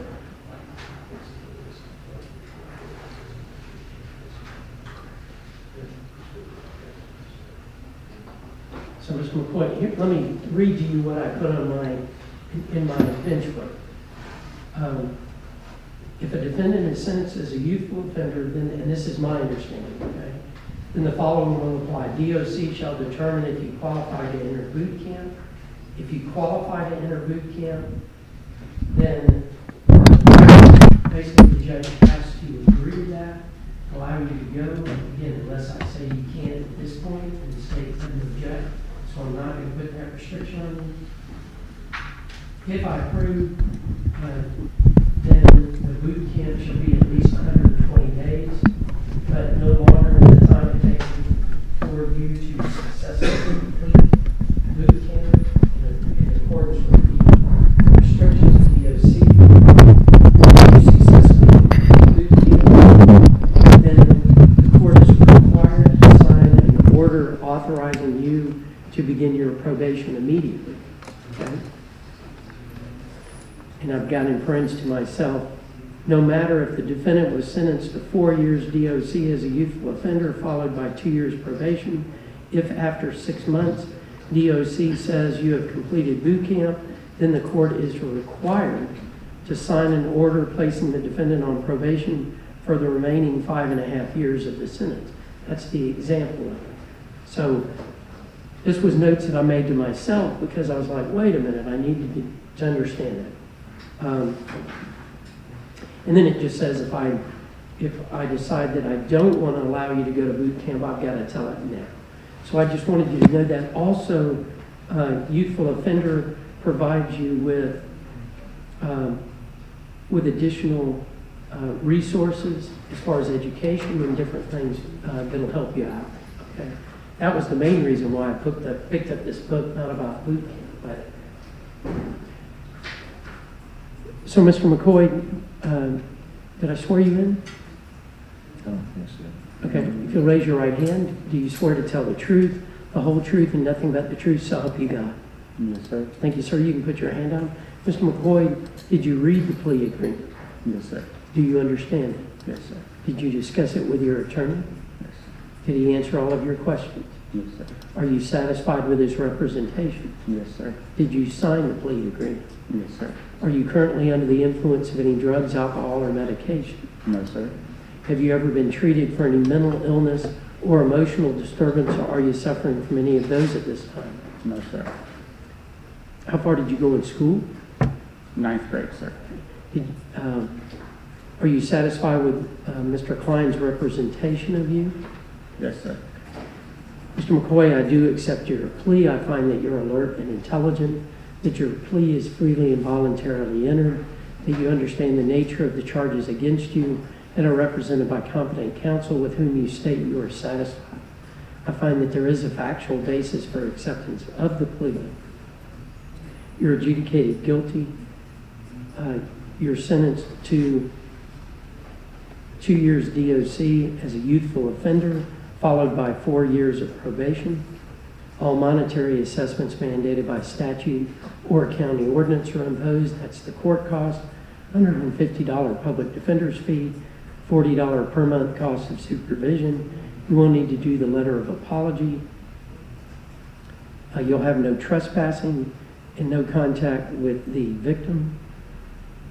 It is a downward departure. The subject firearm will be forfeited. You'll need to perform 48 hours of community service work and pay the restitution in the amount of $1,000. Mr. McCoy, you do have 30 days to appeal this judgment and sentence. If you wish to appeal, it must be in writing. If you cannot afford an attorney to represent you for that appeal, one may be appointed for you. Do you understand your appellate rights? Yes, sir. Thank you, Mr. McCoy. Good luck to you, sir. Thank you. That sentence is with credit for all time served, correct? Credit for all time served. Yes, sir. Thank you. Good luck. This way. So the next is Bradley Murray.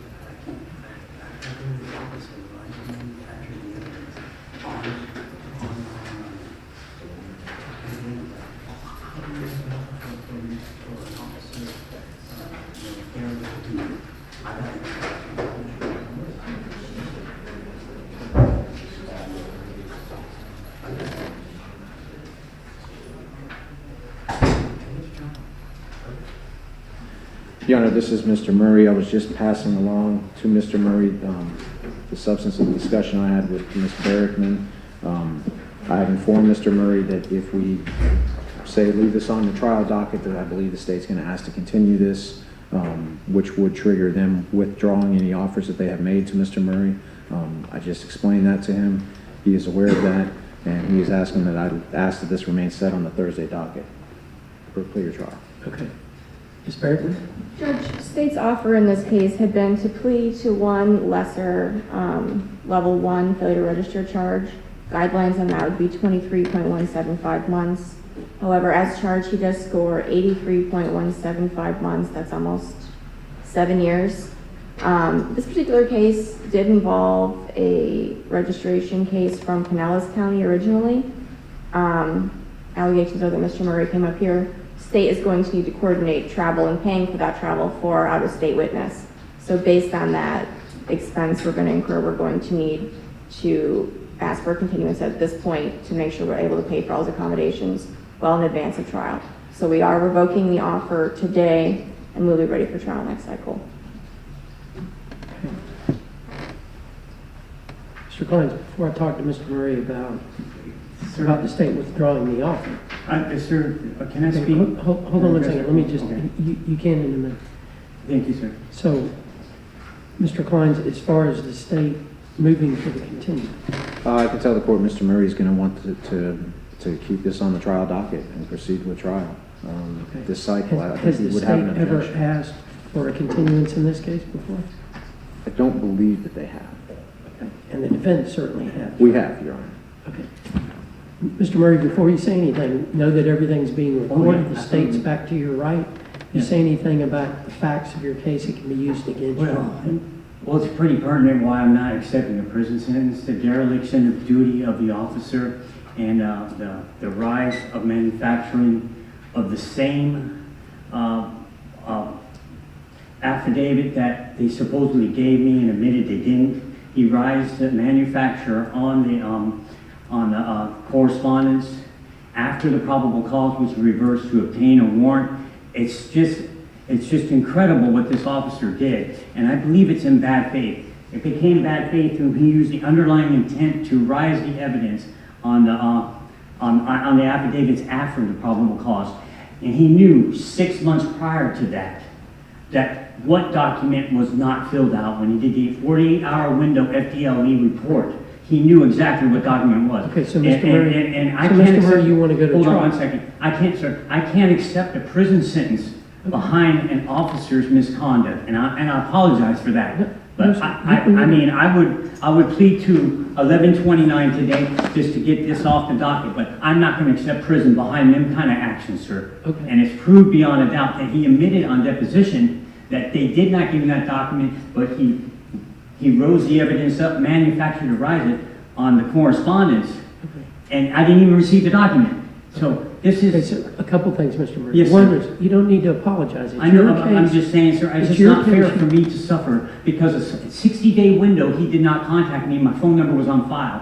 He could have contacted me when that hit his desk within the 48-hour regulatory statute to turn it into FDLE. He failed to call me. I would have came down and registered. Okay. This is innocent conduct, and I'm not going to accept. And you can prison. say that to the jury, Mr. Murray. I understand. They're the ones that will decide. I know that. I understand that, sir. So two things. One is, do you understand that the state is withdrawing the 17 month Department of Corrections offer today? Do you understand that? Yes, I do understand that. And you understand that the score sheet shows 87 months in prison is what the score sheet shows? I understand that. Okay.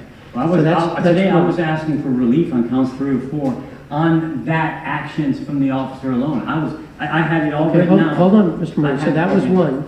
Number two is the state, from my understanding, I don't remember them asking for a continuance on your case. Your side has asked for continuances. I am granting the state's motion for continuance, but I'm putting it down that we'll go to trial next cycle. So I'll see you back here on July 10th.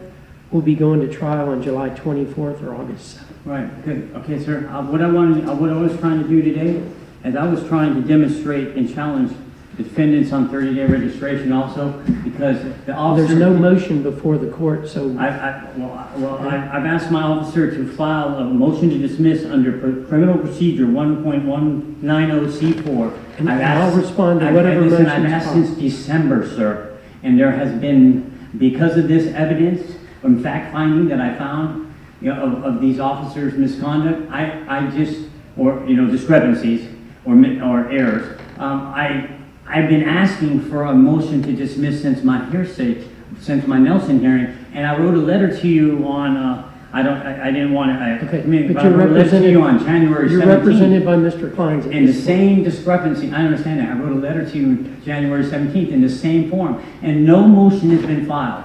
Your Honor, last week I met with Mr. Murray, explained the difference between a C4 motion and a B motion, the significant downsides to a C4 motion if the motion is defeated.